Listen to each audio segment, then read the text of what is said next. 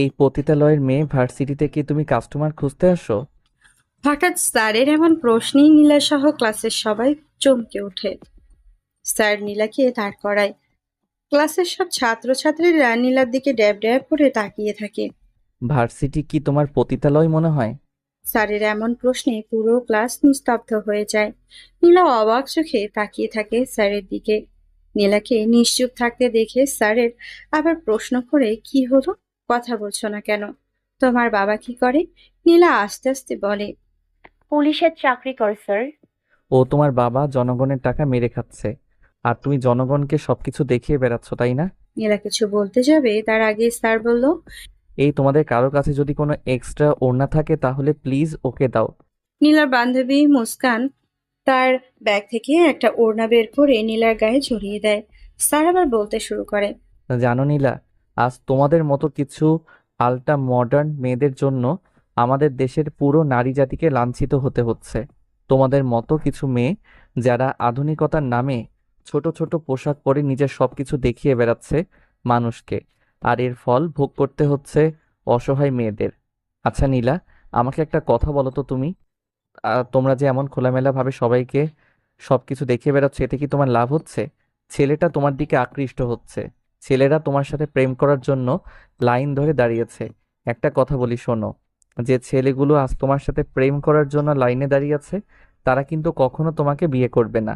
2 দিন মজা নিবে, তারপর দেখবে ভালো একটা মেয়ে দেখে বিয়ে করে ফেলেছে। স্যারের কথা শুনে নীলা মাথা নিচু করে দাঁড়িয়ে নীরবে চোখের পানি ফেলে। কি প্রমাণ নিবা? আচ্ছা, তাহলে এখনই প্রমাণ দিচ্ছি আমি। স্যার ক্লাসের সবচেয়ে সুন্দর ছেলে আসিফকে দাঁড় করায়। আচ্ছা আসিফ, তুমি কি চাইবে তোমার ওয়াইফ কখনো নীলার মতো এমন খোলামেলা পোশাক পরে সবার সামনে ঢং ঢং করে ঘুরে বেড়াক? আসিফ জবাব দেয়, না স্যার, এমন মেয়েদের সাথে সাথে প্রেম করে যাই, বিয়ে করে যায় না। কেন বিয়ে করা যায় না কেন? এদের স্বভাব কখনো চেঞ্জ হয় না। আর একটা ছেলে কখনোই চাইবে না তার স্ত্রী খোলামেলাভাবে চলাফেরা করুক আর অন্য পুরুষ তার দিকে খারাপ দৃষ্টিতে দেখুক। তোমার গার্লফ্রেন্ডকে ছোট ছোট কাপড় পরিয়ে তুমি সবাইকে দেখাতে পারবে, তাহলে বউকে কেন পারবে না? তোমরা গার্লফ্রেন্ডের সাথে মজা নিয়ে সেই ভিডিও আবার ফেসবুকে ভাইরাল করে দিতে পারো, আর বউকে ছোট কাপড় পরে সবাইকে দেখাতে পারবে না? হ্যাঁ, গার্লফ্রেন্ড কি মেয়ে না? তার কি মান সম্মান নেই? এখন বলবে স্যার ও তো আমার আপন কেউ না, ওর যা খুশি হোক তাতে আমার কি। এরপর যখন বেশি প্রেশার দিব, তখন তখন সুবার মতো বলবে মজা আমিও পেয়েছি, মজা সেও পেয়েছে। এখন জনগণ একটু মজা নিক, তাই না? স্যার বলে একটা তাচ্ছিল্যের হাসি দিল। পেছনে থেকে একজন বলল, জি স্যার, জনগণের কি মজা নেওয়ার অধিকার নেই? স্যার এবার একবার সেদিকে তাকিয়ে বলল, আসলে তোমাদের যে নৈতিক শিক্ষার অভাব, সেটা আমি খুব ভালো করে বুঝতে পারছি। বাবা মা তোমাদের নৈতিক শিক্ষা দিতে পারেনি, যার কারণে আজ চারিদিকে এত ধর্ষণ হচ্ছে। আচ্ছা আসিফ বসো। তো নীলা শুনলে তো, আসিফ কি বলল? তোমাদের মতো মেয়েদের সাথে শুধু প্রেম করা যায়, বিয়ে করা যায় না। নীলা মাথা নিচু করে দাঁড়িয়ে রইল। নীলার শরীরের মধ্যে যেন আগুন জ্বলা ছিল, কিন্তু সে তাও চুপচাপ দাঁড়িয়ে স্যারের কথা শুনছে। আচ্ছা নীলা, তোমার কি এটা আমেরিকা মনে হয়, বা ইন্ডিয়া? ওখানে তুমি বিকিনি পরেও ঘুরতে পারো, কেউ দেখতে আসবে না। কিন্তু এটা বাংলাদেশ, একটু শালীন পোশাক পরে আসতে পারো না? এই পোশাকগুলো যেগুলো তুমি পরো, এগুলো না হয় বাসায় পরো। আমি তো তোমাকে একদম বোরখা পরে পর্দা করে আসতে বলি নাই। তোমার মতো এই ক্লাসে তো আরো 15-20 জন মেয়ে আছে, তাদের দিকে দেখো একটু, তারা সবাই তো আর পর্দা করে আসে না। তোমার বান্ধবী মুস্কানকে দেখো, ও তো সালোয়ার পরে আসে, কিন্তু সে পরিপাটিভাবে চলাফেরা করে। জানো নীলা, তোমাকে দেখার অধিকার শুধু তোমার স্বামীর আছে। তুমি যে এমন ছোট ছোট কাপড়গুলো পরে নিজের দেহ দেখিয়ে বেড়াচ্ছ, এটা ঠিক না। সবাই অবাক চোখে নীলার দিকে তাকিয়ে আছে। নীলার মতো বদরাগী মেয়ে স্যারের এতগুলো কথা শুনেও চুপ করে আছে। কেউ এটা বিশ্বাস করতে পারছে না। আচ্ছা নীলা, তোমার মা তোমাকে কিছু বলে না? মার কথা শুনে নীলার গাল বেয়ে অশ্রু গড়িয়ে পড়ে। কি হলো, কাঁদছো কেন? নীলার পাশ থেকে মুস্কান বলে, স্যার, নীলার মা বেঁচে নেই। ও আই এম সরি, আসলে আমি জানতাম না তো। আসলে খুব কষ্ট লাগে যখন দেখি তোমার দিকে, মানে তোমাদের মতো ছাত্রীদের দিকে বখাটে ছেলেগুলো ড্যাব ড্যাব করে তাকিয়ে থাকে। তোমরা তো কোনো বাজারের পণ্য না, যে তোমরা এতটা সস্তাভাবে নিজেকে উপস্থাপন করছো। মেয়েরা তোমাদের সবাইকে বলছি, তোমাদের দেখার অধিকার একমাত্র তোমাদের স্বামীর আছে। পরপুরুষদের নিজের দেহ দেখিয়ে নিজের দম কমিয়ে দিও না। আর নীলা, তোমাকে বলছি, নেক্সট টাইম যেন এসব ফালতু ড্রেস তোমার গায়ে না দেখি। ক্লাস শেষে নীলা আর তারেকের জন্য বান্ধবীর সাথে বসে বসে আড্ডা দিচ্ছে। নীলা, আমার মনে হয় কি জানিস, আপিস স্যার তোকে পছন্দ করে। তাছাড়া কেন তোকে সামান্য কাপড়ের জন্য এত বকতে যাবে? স্যার তো কখনোই কাউকে এসব বিষয়ে নিয়ে কিছু বলেই না। মাহি বলল, আমারও তাই মনে হয়। দেখিস না, আমরা পড়া না পারলে আমাদের কত বকে, কিন্তু তোকে কিছুই বলে না। Something something. বলেই মুস্কান মুচকি হাসি দেয়। ওই চান্দুর আমি সামথিং সামথিং বের করব। শালা নীলাকে চেনে না, সামান্য টপস পরে এসছি বলে আজ পুরো ক্লাসের সামনে আমাকে অপমান করলো। ওই চান্দুরে আমি মজা বোঝাবো। ওই কি মনে করছে আমার বাবা হাবিলদার? ওই চাঁদ তো আমার বাবারে চেনে না। বাবারে বলে যদি ওর চাকরি না খাওয়াইছি, তাহলে আমার নাম নীলা চৌধুরী না। আর আমি কাল থেকে রেগুলার টপস পরে আসবো, দেখি ওই শালা কি করে। কখন থেকে শালা শালা বলে যাচ্ছিস? তুই কি ভুলে গেছিস উনি আমাদের স্যার হয়? রাখ তোর স্যারের গোষ্ঠী ষষ্ঠী মারি। ওই বেটা আমার ক্লাসের মধ্যে অপমানিত করছে, আমি ওকে পুরো ভার্সিটির সামনে অপমানিত করব। সেদিকে তাকাতেই দেখলো নীলা পাশ দিয়ে হেঁটে যাচ্ছে, আর তাকে দেখে কিছু বখাটে ছেলে ওই বাজে কমেন্ট করছে। আবিরের রাগে টমেটোর মতো লাল হয়ে গেছে। ইচ্ছে করছে ওই ছেলেগুলোকে আচ্ছা মতো ধোলাই করতে। নীলার ওপরেও ভীষণ রাগ হচ্ছে। কাল এত কিছু বললো, তাও মেয়েটা আজকেও সেম ড্রেস পরে আসছে। আসলে এরা বড়লোক বাপের বিগড়ে যাওয়া মেয়ে, এদের হাজার বোঝালেও এরা বুঝবে না। কথাটা মনে মনে ভাবলো আবির।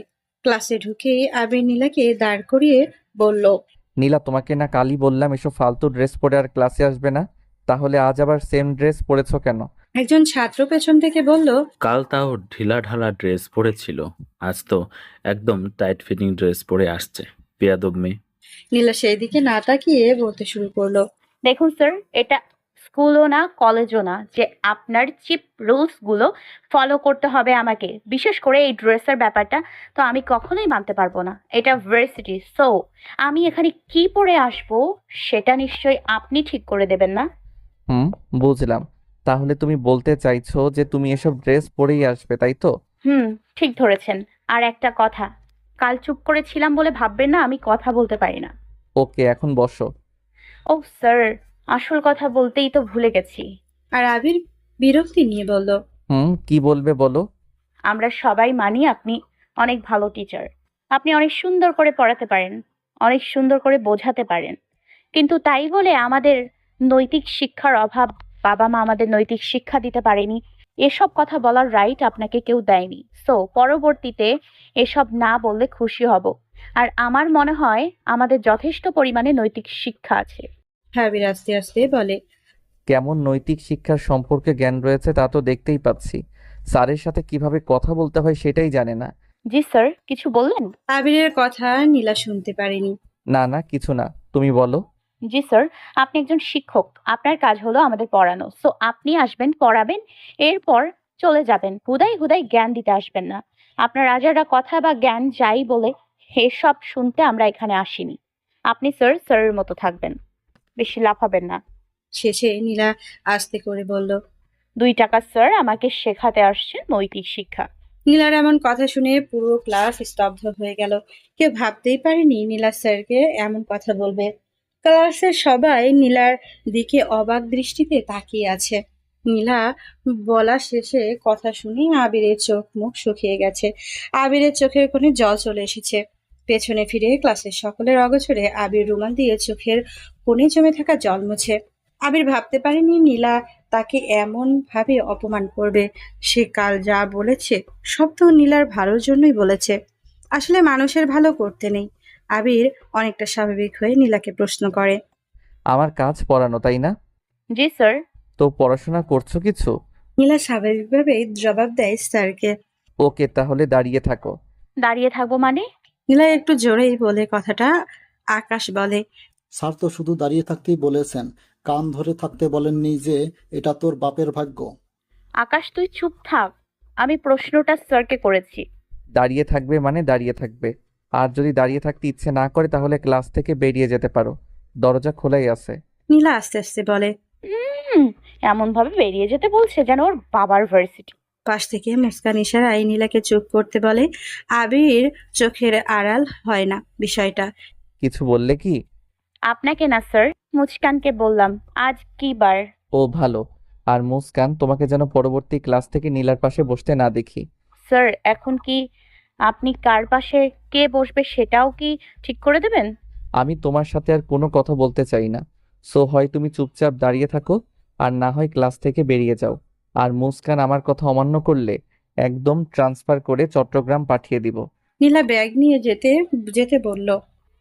আইসে আমার প্রধানমন্ত্রী, উনি বললেন আর ট্রান্সফার হয়ে গেল। নীলা বেরিয়ে যাওয়ার পরে আবির পড়াতে শুরু করে, কিন্তু আবির কিছুতেই স্বাভাবিকভাবে পড়াতে পারছিল না।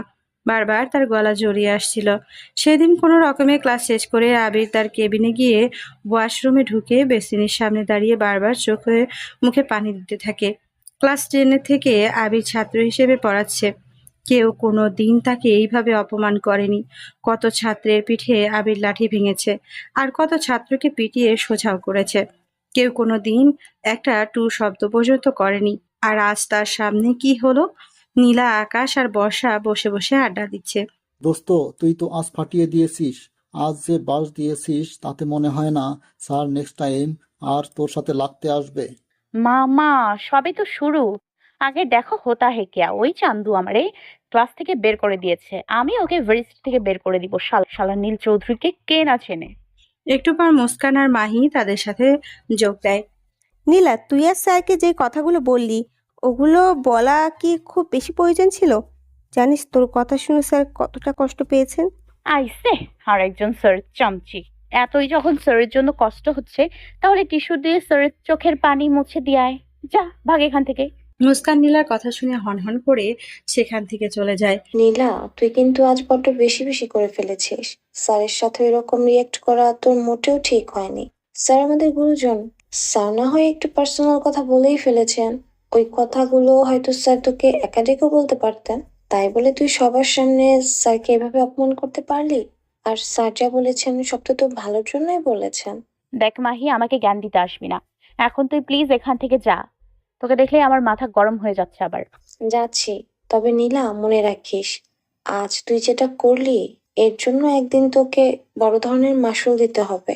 আর একটা কথা, আবির স্যার তোকে তার সাথে দেখা করতে বলেছেন। বলে মাহি চলে যায়। নীলা আবিরের কেবিনের সামনে গিয়ে নক করে। স্যার, আপনি আমায় ডেকেছিলেন? আবির গভীর মনোযোগ সহকারে কি যেন ভাবছিল। নীলার কথায় ভাবনার ইতি টেনে নীলাকে দরজা বন্ধ করে ভেতরে আসতে বলে। নীলা দরজা বন্ধ করার কথা শুনে একটু ভয় পেলেও বুকে সাহস নিয়ে নীলা আবিরের সামনে গিয়ে দাঁড়ায়। আবির বলতে শুরু করে। দেখুন নীলা, গতকাল আমি আপনাকে যে কথাগুলো বলেছি আপনার ভালোর জন্যই বলেছি। এতে করে আপনি যদি কষ্ট পেয়ে থাকেন তাহলে আমি সরি। আসলে ওই কথাগুলো হয়তো সবার সামনে না বলে আপনাকে একান্তভাবে বলার প্রয়োজন ছিল। আর আমার জানা ছিল না যে আপনি বখাটে ছেলেদের আজে বাজে কমেন্ট শুনে মজা পান। যাই হোক, যেটা বলার জন্য আপনাকে এখানে ডেকেছি সেটা হলো লাইফটা আপনার। আপনি যা ইচ্ছে করতে পারেন। আপনার পার্সোনাল বিষয় নাক গলানোর আমার কোনো অধিকার নেই। তাই আমি আর আপনার পার্সোনাল বিষয়ে নাক গলাতে যাব না। আর কখনো কোনো ভুল করলেও আমি শুধরে দিতে যাব না। আপনার ভাষায় যেটাকে জ্ঞান দেওয়া বলে। আপনি এখন আসতে পারেন। স্যারের মুখে হঠাৎ আপনি ডাক শুনতে অস্বস্তি বোধ হলো। ও নীলা বেশ খুব খুশি। স্যার তাকে সরি বলছে ভাবা যায়, কিন্তু নীলা জানে না সামনে তার কত বড় বিপদ অপেক্ষা করছে। নীলার খুশিতে লাফাতে ইচ্ছে করছে। নীলা স্বপ্নেও ভাবেনি আবির তাকে সরি বলবে। নীলা আবির স্যারের কেবিন থেকে বের হতেই আকাশ আর বর্ষা তার কাছে গিয়ে এগিয়ে গেল। কিরে, স্যার কি বললো? বকা টকা দিয়েছে নাকি? না রে পাগলা, আমার তো খুশি হতে তোদের ট্রিট দিতে ইচ্ছে করছে। কেন, স্যার তোকে কিস করেছে নাকি? রুদ্র, তুই সব সময় একটু বেশি বুঝিস। আর ওই চান্দু কিস করবে, তাও আবার নীলা চৌধুরীকে? ওই বেটা চান্দুর এখনো সেই যোগ্যতা হয়নি, বুঝতে পারছিস? তো ভেতরে কি হয়েছে সেটা তো বলবি। চান্দু আমাকে সরি বলেছে। কি, সত্যি? আকাশ আর বর্ষা অবাক হয়ে বলল। সত্যি। বর্ষা নীলার হাত ধরে টানতে টানতে বলল, তাহলে এখন ক্যান্টিনে চল। এত সুন্দর একটা খবর, একটু যদি সেলিব্রেশন না হয় তাহলে কি হবে? আর তোর তো এটা একটা পার্টি থ্রো করা উচিত। কি বলিস আকাশ? নীলা, বর্ষা কথাটা কিন্তু একদম ঠিক বলেছে। তোর একটা পার্টি থ্রু করা উচিত। তোরা যখন এত করেই বলছিস তখন তো একটা পার্টি দিতেই হয়। ওই চান্দুকে আগে ভার্সিটি থেকে বের করে দিয়ে তারপর বাবাকে বলে একটা বড় সড়ো পার্টির ব্যবস্থা করবো নি। বর্ষা মনে মনে বলে, ভার্সিটি ওর বাবার। এই বলল, আর ওর কথা মতো ভালো একটা স্যারকে ভার্সিটি থেকে বের করে দিল। ওই বর্ষা, বুড় করে কি বলছিস রে? না মানে আজ না হয় পার্টি না দিলি তুই তো দিতে পারিস। তাহলে এখানে দাঁড়িয়ে না থেকে ক্যান্টিনে চলে যা। নীলা, আকাশ আর বর্ষা ক্যান্টিনে বসে আড্ডা দিচ্ছে। হঠাৎ আকাশ বলল, দেখ নীলা, বাহিরে একবার দেখ। নীলা বাইরে তাকাতেই দেখলো মুস্কান আবির স্যারের বাইকে উঠে কই জানি গেল। মুস্কান তো আবার স্যারের সাথে ইটিস পিটিস করতেছে না? তখন দেখলি না স্যারের কথা শুনে কেমন রেগে মেগে চলে গেল, আবার স্যার পক্ষ নিয়েও কথা বলে। এমন কিছুই নয়। আমার যা মনে হয়, মুস্কান যে কিপটা, দেখ কোথাও হয়তো যাবে টাকা বাঁচানোর জন্য স্যারের বাইকে উঠে পড়েছে। বেয়াদব হলে যা হয় আর কি। আকাশ, তুই যেটা জানিস না সেটা নিয়ে কথা না বলাই ভালো। মুস্কান মোটেও কিপটা না, সো পরবর্তী ওর সম্পর্কে কিছু বলার আগে একটু ভেবে চিন্তে কথা বলিস। আবির বাইক নিয়ে ভার্সিটি থেকে বাড়ি যাওয়ার জন্য বেরোতেই মুস্কান বাইকের সামনে দাঁড়ালো। কি হলো মুস্কান, এমন পাগলের মতো বাইকের সামনে এসে দাঁড়ালে কেন? আমিও আপনার সঙ্গে যাব। হঠাৎ আমার সঙ্গে যাবে কেন? মামুনি যেতে বলেছে, তাই যাব। আপনার কোনো সমস্যা? তো আপনার মামুনিকে বলতে পারেননি আপনার জন্য গাড়ি পাঠাতে? মামুনি বলেছে আমার এই ভার্সিটিতে তার ছোট ছেলে নাকি মাস্টারি করে, তাকে বললে সে নাকি আমাকে মামুনির কাছে নিয়ে যাবে। তাহলে এখন ভনিতা না করে আপনি উঠে পড়ুন প্লিজ। মুস্কান ঝটপট আবিরের বাইকের পেছনে উঠলে আবিরকে শক্ত করে জড়িয়ে ধরে। মুস্কান, কি করছিস? মানুষ দেখছে তো। এখানে এমন চিপকা চিপকি কি না করলেই নয়। দেখুন, আপনি কিন্তু এখন আর আমার স্যার নই, সো আমাকে জ্ঞান দিতে আসবেন না। আমি শুধু জ্ঞানীদের, তাই না মুস্কান? মলিন কণ্ঠে কথাটা বলল আবির। সরি ভাইয়া, আমি ঠিক ওইভাবে কথাটা বলতে চাইনি। আর তুমি এখনো নীলার বিষয় নিয়ে পড়ে আছো। নীলা একটু জেদি টাইপের মেয়ে, ওর কাছে ও যেটা করে সেটাই ঠিক। আমার মনে হয় ও যা খুশি করুক, তোমার আর ওকে নিয়ে মাথা ঘামানোর দরকার নেই। আমি চাই না অমন ফাজিল মেয়ের জন্য আমার ভাইয়ের মান সম্মান নষ্ট হোক। আমিও সেটাই ভাবলাম। আর তোকেই ও যেন ওর সাথে মিশতে না দেখি। এরপর যদি ওর সাথে দেখি তোকে একদম হাত পা ভেঙে বাসায় রেখে দেব। তাহলে তো আমার ভালোই হবে, কোনো পড়াশোনা করতে হবে না, কোনো কাজ করতে হবে না, শুধু খাবো আর ঘুমাবো। কি মজা হবে বলো? মুস্কান, তুই কিন্তু দিন দিন ফাঁকিবাজ হয়ে যাচ্ছিস। আবির বলল। বোনটা কার সেটা দেখতে হবে না? রাস্তার মধ্যে আবির আর কোনো কথা বলেনি। বাড়িতে এসে সোজা মায়ের কোলে মাথা রেখে শুয়ে পড়েছে। কি হয়েছে বাবা, শরীর খারাপ? না। ভার্সিটিতে কিছু হয়েছে? না না, কিছু হয়নি। তুমি একটু মাথা মালিশ করে দাও না, খুব যন্ত্রণা করতেছে। তুই বললেই হলো, কিছু হয়নি? নিশ্চয়ই কিছু একটা হয়েছে। আবির তার মায়ের কোমর জড়িয়ে ধরে বলল। আচ্ছা মা, আমি কোনো কিছু না বললে তুমি কিভাবে বুঝতে পারো যে আমার মন খারাপ বা আমার সাথে কোনো কিছু হয়েছে? মা মুচকি হেসে বলল। প্রত্যেক মাই তার সন্তানের মুখ দেখলেই বুঝতে পারে তার মনের মধ্যে এখন কি চলছে। তুই যদি আমাকে কোনো কিছু নাও বলিস, তবুও আমি তোর চোখ মুখ দেখলেই বুঝতে পারি। এটা সব মায়েরা বুঝতে পারে। তুমি আমার মুখ দেখে বলতে পারবে আমার মনের মধ্যে কি চলতেছে? পারবো। এটা কোনোভাবেই সম্ভব নয়। আচ্ছা দেখি, বলো তো আমার মনের মধ্যে এখন কি চলছে? মা কিছুক্ষণ এক দৃষ্টিতে আবিরের চোখের দিকে তাকিয়ে থাকলে এরপর বলল। তোর আর এই জব করতে ভালো লাগতেছে না? জবটা করবি নাকি ছেড়ে দিবি সেটা নিয়ে কনফিউশনে আছিস, তাই তো? আবির অবাক চোখে মায়ের দিকে তাকিয়ে বলল। মা, এটা কিভাবে সম্ভব? আমার তো বিশ্বাস হচ্ছে না। মা মুচকি হেসে আবিরের কপালে একটা চুমু দিয়ে বলল। তুই যখন বাবা হবি দেখবি তুইও তোর সন্তানের না বলা কথাগুলো বুঝতে পারবি। আচ্ছা মা, আমি যদি বিয়ে না করি? এ কেমন অলক্ষণে কথা, বিয়ে করবি না মানে কি? আচ্ছা কি হয়েছে বলতো? কিছু না। তখনই মুস্কান এসে তাদের পাশে বসলো। এই মুস্কান, তুই বলতো ভার্সিটিতে কি কোনো ঝামেলা হয়েছে? আবির মুস্কানকে চোখের ইশারায় চুপ থাকতে বলে ও মুস্কানের গল গল করে সব বলে দেয়। সব শোনার পর আবিরের মা বলল। শিক্ষক হিসেবে তোর যতটুকু দায়িত্ব তুই পালন করেছিস, এখন ওই মেয়ে তোর আদেশ পালন করবে কি করবে না সেটা তার ব্যাপার। একজনের জন্য তো তুই আর চাকরি ছাড়তে পারিস না, সব সময় ফলো করবি হযরত মুহাম্মদ সাল্লাল্লাহু আলাইহি ওয়াসাল্লামকে। তিনি যখন কাফেরদের কাছে দ্বীনের দাওয়াত দিয়েছেন, কাফেররা তাকে কতই না অত্যাচার করেছে, এতে তিনি দমে যাননি। তিনি বারবার তাদের কাছে দ্বীনের দাওয়াত নিয়ে গেছেন। তুই আজ সফল হসনি, তাতে কি 2 দিন পর আবারও চেষ্টা করবি, দেখবি একদিন মেয়েটা তোর প্রতি বিরক্ত হয়ে নিজেকে চেঞ্জ করে নিয়েছে। আবির তার মায়ের গালে চুমু দিয়ে বলে, east and west, my mom is best.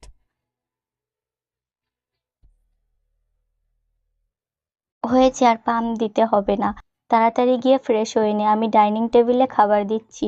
মা, আরো একবার একটু আদর করে দাও না। আবির বলল, তুই কি এখনো ছোট বাচ্চা আছিস নাকি? যা ভাগ এখান থেকে। বাবা মার কাছে সন্তান সবসময় ছোটই থাকে। এখন প্লিজ আমাকে একটু আদর করে দাও। মা আবিরের কপালে একটা চুমু দিয়ে বলল। হয়েছে, এখন যা এখান থেকে। মুস্কান মন খারাপ করে বলে, শুধু ছেলেকে আদর করে দাও, আমি তো কেউ নই তোমার। ওরে আমার ছোট্ট মেয়েটা কি রাগ করেছে? মুস্কান কান্না কান্না ভাব নিয়ে বলে, ভীষণ রাগ করেছে আজ, আর তোমার সাথে কথাই বলবে না সে। ওমা তাই? তো কাছে না আসলে আদর করব কিভাবে? মুস্কান আবিরের খালাতো বোন। সে যখন ক্লাস 5-এ পড়ে তখন তার মা মারা যায়। এরপর আবিরের মা তাকে নিজের কাছে নিয়ে আসেন। আবিরের মা তাকে নিজের মেয়ের চেয়েও বেশি ভালোবাসে। আর আবিরের কলিজার টুকরা বোন হলো মুস্কান। মুস্কানের সামান্য কিছু হলেই আবির পুরো বাড়ি মাথায় তোলে। আর মুস্কান আবির বলতে পাগল। সব মিলিয়ে সে ভুলে গেছে তার জন্ম এই বাড়িতে হয়নি। মা, আমি বলি কি, তাড়াতাড়ি ওর একটা বিয়ের ব্যবস্থা করো। মামনি, ভাইয়াকে বলে দাও আমার বিয়ে নিয়ে তার কোনো টেনশন করতে হবে না। আমি অত সহজে এই বাড়ি ছেড়ে কোথাও যাচ্ছি না। ভাইয়ার চুল পেকে যাচ্ছে, ওকে আগে বিয়ে করাও। তাছাড়া কয়েকদিন পর আর পাত্রী পাওয়া যাবে না, তখন আবার চিরকুমার থাকতে হবে। বলেই মুস্কান হো হো করে হাসতে লাগলো। কি বললি তুই?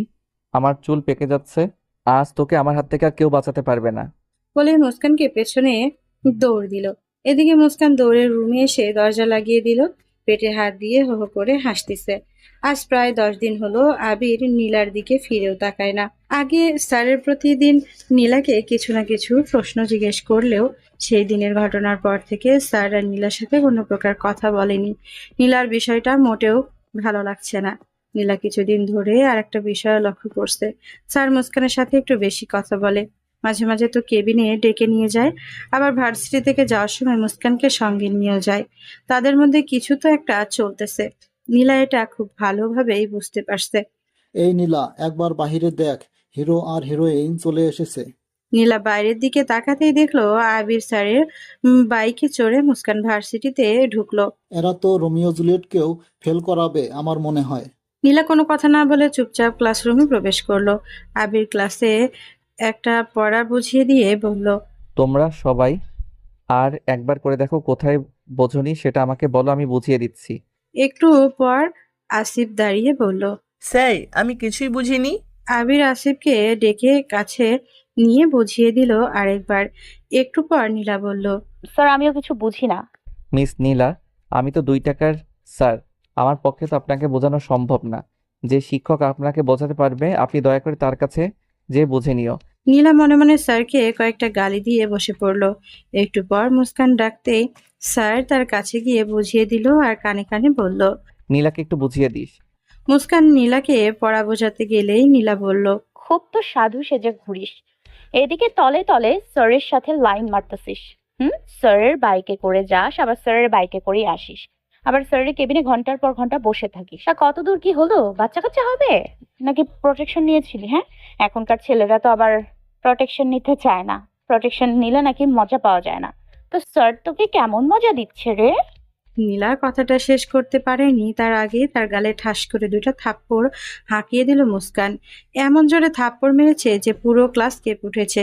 ক্লাসের সবাই অবাক চোখে মুস্কানের দিকে তাকিয়ে আছে। মুস্কানের চোখ দিয়ে যেন আগুন বের হচ্ছে। তুই যে আমার বেস্ট ফ্রেন্ড সেটা আমার ভাবতেই লজ্জা করছে। এখন আমার মনে হচ্ছে তোর সাথে ফ্রেন্ডশিপ করা আমার জীবনের সবচেয়ে বড় ভুল। তুই আমার কেন কারোর ফ্রেন্ড হওয়ার যোগ্য নোস। বলে মুস্কান আরেকটা থাপ্পড় দিল নীলার গালে। নীলার ফর্সা গালে 5টা আঙ্গুলের রক্তের মতো লাল টকটকে দাগ উঠে গেছে। নীলা কোনো কথা বলতে পারছে না, গালে হাত দিয়ে ছলছল চোখে মুস্কানের দিকে তাকিয়ে আছে শুধু। মুস্কান ক্লাস থেকে বেরিয়ে যেতে যেতে বলল, নেক্সট টাইম থেকে আমার সাথে কথা বলার আগে কথাটা 100 বার ভেবে কথা বলবি। কাজটা তুই একদম ঠিক করলি না মুস্কান, এর ফল মোটেই ভালো হবে না, দেখে নিস। মুস্কান ক্লাস থেকে না বেরিয়ে নীলার দিকে এগিয়ে এসে আরেকটা চড় মেরে বলল, এই কি করবি আমাকে? কি করবি? হাজতে পাঠাবি আমাকে? তোর বাবা পুলিশের এসপি বলে কি নিজেকে কি মনে হয়? তুই যা খুশি তাই করতে পারবি, যা খুশি তাই বলতে পারবি? একটা কথা শুনে রাখ, তোর বাবা যদি পুলিশের এসপি হয়, আমার বাবাও কিন্তু কম না। আমার বাবা অবসরপ্রাপ্ত আর্মি অফিসার। সো আমার সাথে লাগতে আসবি না। আবির সহ ক্লাসের সবাই অবাক হয়ে মুস্কানের কাজ কারবার দেখছে। মুস্কানের মতো শান্তশিষ্ট মেয়ে যে এভাবে রেগে যেতে পারে কেউ কোনোদিন কল্পনাও করেনি। মুস্কান ক্লাস থেকে বেরিয়ে যেতে নিলেই আবির বলল, কই যাচ্ছ তুমি? স্যার, ফালতু মেয়ের সাথে বসে ক্লাস করা আমার পক্ষে সম্ভব নয়। কেন, নীলা কি এমন করেছে যে তুমি সবার সামনে ওকে থাপ্পড় মারলে? কি করেছে সেটা আমি আপনাকে বলতে পারবো না। অমন কথা আমার মুখ দিয়েও বের হবে না। আমি তো 4টে থাপ্পড় মেরেছি। আপনি যদি কথাটা শোনেন তাহলে আপনি 10টা মারতেন। তাহলে কি বলেছে সেটা বলো। আমি বলতে পারবো না। তাহলে সিটে গিয়ে চুপচাপ কান ধরে দাঁড়িয়ে থাকো। কিন্তু মুস্কান আর কিছু বলতে পারলো না। কোনো কিন্তু না, যেটা বলেছি সেটা করো। ক্লাসে স্যার উপস্থিত থাকতে তুমি তার সামনে একজন ছাত্রীকে কখনোই মারতে পারো না। সে হতে পারে তোমার বেস্ট ফ্রেন্ড অথবা দু চোখের শত্রু। আমার সামনে তুমি কিভাবে ওকে থাপ্পড় মারলে দেখেছো? ওর গাল কতটা লাল হয়ে গেছে। তোমার আঙুলের ছাপ ওর গালে উঠে গেছে। তোমার পরিবার থেকে কি তোমাকে এটাই শিক্ষা দেওয়া হয়েছে যে ভার্সিটিতে এসে মারামারি করবে? কিন্তু স্যারও উল্টোপাল্টা কথা বলতেছিল। উল্টাপাল্টা কথা বলবে আর তুমি ওকে সবার সামনে এমনভাবে থাপ্পড় মারবে? নীলা, যাও গিয়ে মুখে পানি দাও। থাক, আমার প্রতি আর আলগা পিরিত দেখাতে হবে না। আপনি নিজের চরকার তেল দিন। আর মুস্কান, তোকে তো আমি দেখে নিব। বলে নীলা চোখ মুছতে মুছতে বেরিয়ে গেল। আবির মুস্কানের সামনে বাইক নিয়ে প্রায় 15 মিনিট ধরে দাঁড়িয়ে আছে, কিন্তু মুস্কান আবিরের দিকে ফিরেও তাকাচ্ছে না। আরে বাবা, আর কতক্ষণ দাঁড়িয়ে রাখবে? আমার তো পা ব্যথা ধরে গেল। তোমার সাথে কোনো কথা নেই। তুমি আজ ক্লাসের সবার সামনে আমাকে কান ধরিয়ে দাঁড় করিয়ে রেখেছিলে, তাও আবার ওই ফালতু মেয়ের জন্য। তখন স্যার হিসেবে আমার যেটা দায়িত্ব আমি সেটা পালন করেছি। ওকে, তাহলে এখন স্যার হিসাবে একা একা বাসায় চলে যাও। আচ্ছা বাবা, সরি, আর কখনো এমন করব না। আমার লক্ষ্মী বোন, এবার তো বাইকে ওঠো, চল আজকে তোকে ফুচকা খাওয়াবো। মুস্কান খুশিতে লাফাতে লাফাতে বলল, সত্যি? সত্যি। তাহলে আমার সাথে তোমাকেও খেতে হবে, কিন্তু তা না হলে আমি তোমার সাথে যাব না। তুই তো জানিস ওসব খেলে আমার পেটের সমস্যা হয়। যদি ডায়রিয়া হয় তাহলে ভার্সিটিতে ক্লাস নিব কিভাবে? আমি অত কিছু জানি না। এরপর দুই ভাই বোন মিলে ধুমসে ফুচকা খায়। বাসায় যাওয়ার সময় আবির মুস্কানকে জিজ্ঞেস করে, আচ্ছা নীলা, তোকে কি বলেছিল? আমি ওসব নোংরা কথা বলতে পারবো না। এরপর আর কোনো কথা বলেনি। এদিকে নীলা আর আকাশ দুজন মিলে থাপ্পড়ের প্রতিশোধ নেওয়ার ছক আঁকতে থাকে। তাদের পরিকল্পনা সম্পূর্ণ হলো। দুইজন হাসিতে ফেটে পড়া নীলা যে গালে থাপ্পড় খেয়েছে সেখানে হাত দিয়ে বলে, আমাকে থাপ্পড় মারা? নীলা চৌধুরীকে থাপ্পড় মারা না? মুস্কান, তুই নীলা চৌধুরীকে চিনিস না। নীলা চৌধুরী নিজের স্বার্থের জন্য যে কতটা নিচে নামতে পারে সেটা তুই স্বপ্নেও কোনোদিন কল্পনা করিসনি। এতদিন বন্ধুত্ব দেখেছিস, কাল দেখবি শত্রুতা। আজ যা খুশি করে নে। কাল তোকে আর ওই 2 টাকার স্যারকে বদনাম করে ইউনিভার্সিটি থেকে যদি না তাড়িয়ে দিয়েছি তাহলে আমার নামও নীলা চৌধুরী না। পরের দিন মুস্কান ক্লাসে ঢুকতেই সবাই কেমন নজরে তার দিকে তাকায়। এরপর মুস্কান সিটে বসতেই দেখতে পায় হোয়াইট বোর্ডে তার আর আবিরের কিছু আপত্তিকর ছবি টেপ দিয়ে আটকানো। ক্লাসের সবাই তাকে আর আবিরকে নিয়ে বাজে বাজে কথা বলতে থাকে। যদিও সেদিন মুস্কানদের সাথে আবিরের ক্লাস ছিল না, কিন্তু মুস্কানের কাছে আবিরের কিছু দরকারি কাগজ থাকায় সেটা নেওয়ার জন্য ক্লাসে ঢুকে আবির দেখে মুস্কান কান্না করতেছে।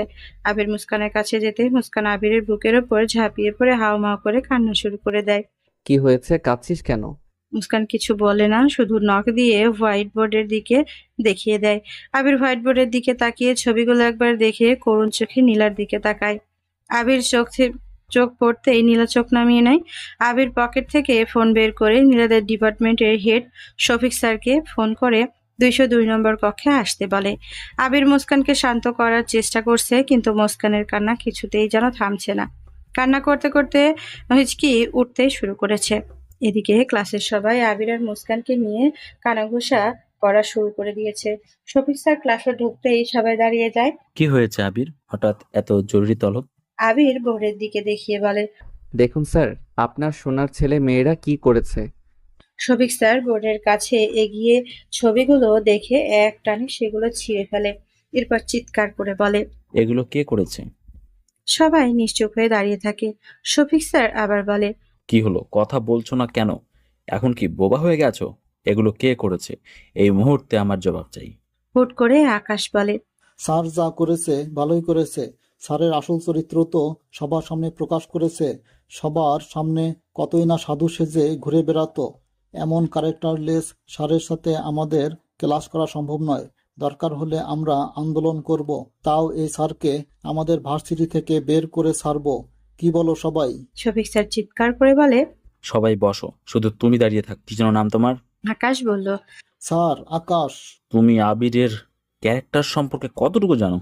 কতটুকু জানো তোমার একজন শিক্ষককে সম্মান করতে জানে না? একটা ছবি দেখেই বলে দাও যে স্যারের ক্যারেক্টারলেস। আরে এই ছবি তো খালি চোখেই বোঝা যাচ্ছে ফটোশপ করা ছবি, আর সেটা দেখে তোমরা শিক্ষককে বের করে দেওয়ার জন্য আন্দোলন নামতে চাচ্ছ না। খুব নেতা হয়ে গেছো। এই তোমরা যে একটা ছবি দেখেই স্যার আর মুস্কানের ক্যারেক্টার সার্টিফিকেট দিচ্ছ, তোমরা কি জানো মুস্কান আর আবিরের স্যারের কি সম্পর্ক? স্যার চিৎকার করে বলল। কি হলো বলো? তোমরা কেউ জানো? পুরো ক্লাস নিশ্চুপ হয়ে গেল। মুস্কান আবিরের ছোট বোন। শুধু আবিরের পরিবারের কিছু লোক জানেন যে মুস্কান আবিরের খালাতো বোন। তাছাড়া সবাই জানে মুস্কান আবিরের নিজের বোন।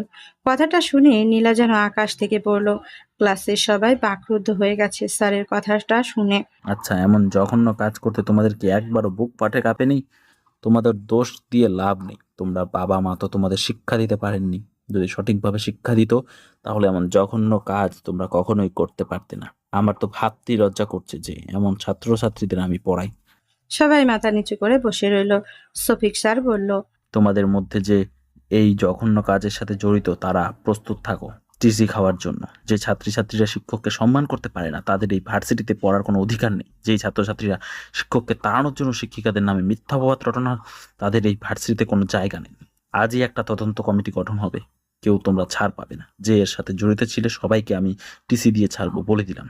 আবির, তুমি এক্ষুনি একটা লিখিত অভিযোগ জমা দাও। কোনো নেতা এর সাথে জড়িত তাই আমি দেখতে চাই।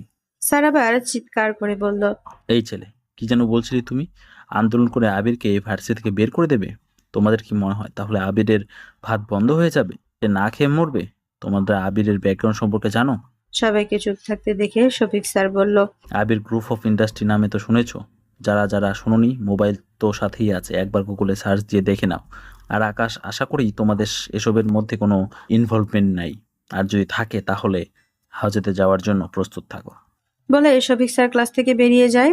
আবির ক্লাস থেকে বের হওয়ার আগে শুধু একটা কথা বলে। তোমাদের যদি আমাকে পছন্দ নাই হতো তাহলে বলে দিতা, আমি স্বইচ্ছায় রিজাইন দিয়ে ভার্সিটি থেকে চলে যেতাম। কিন্তু তোমরা যেটা করলে এতে খুব কষ্ট পেলাম।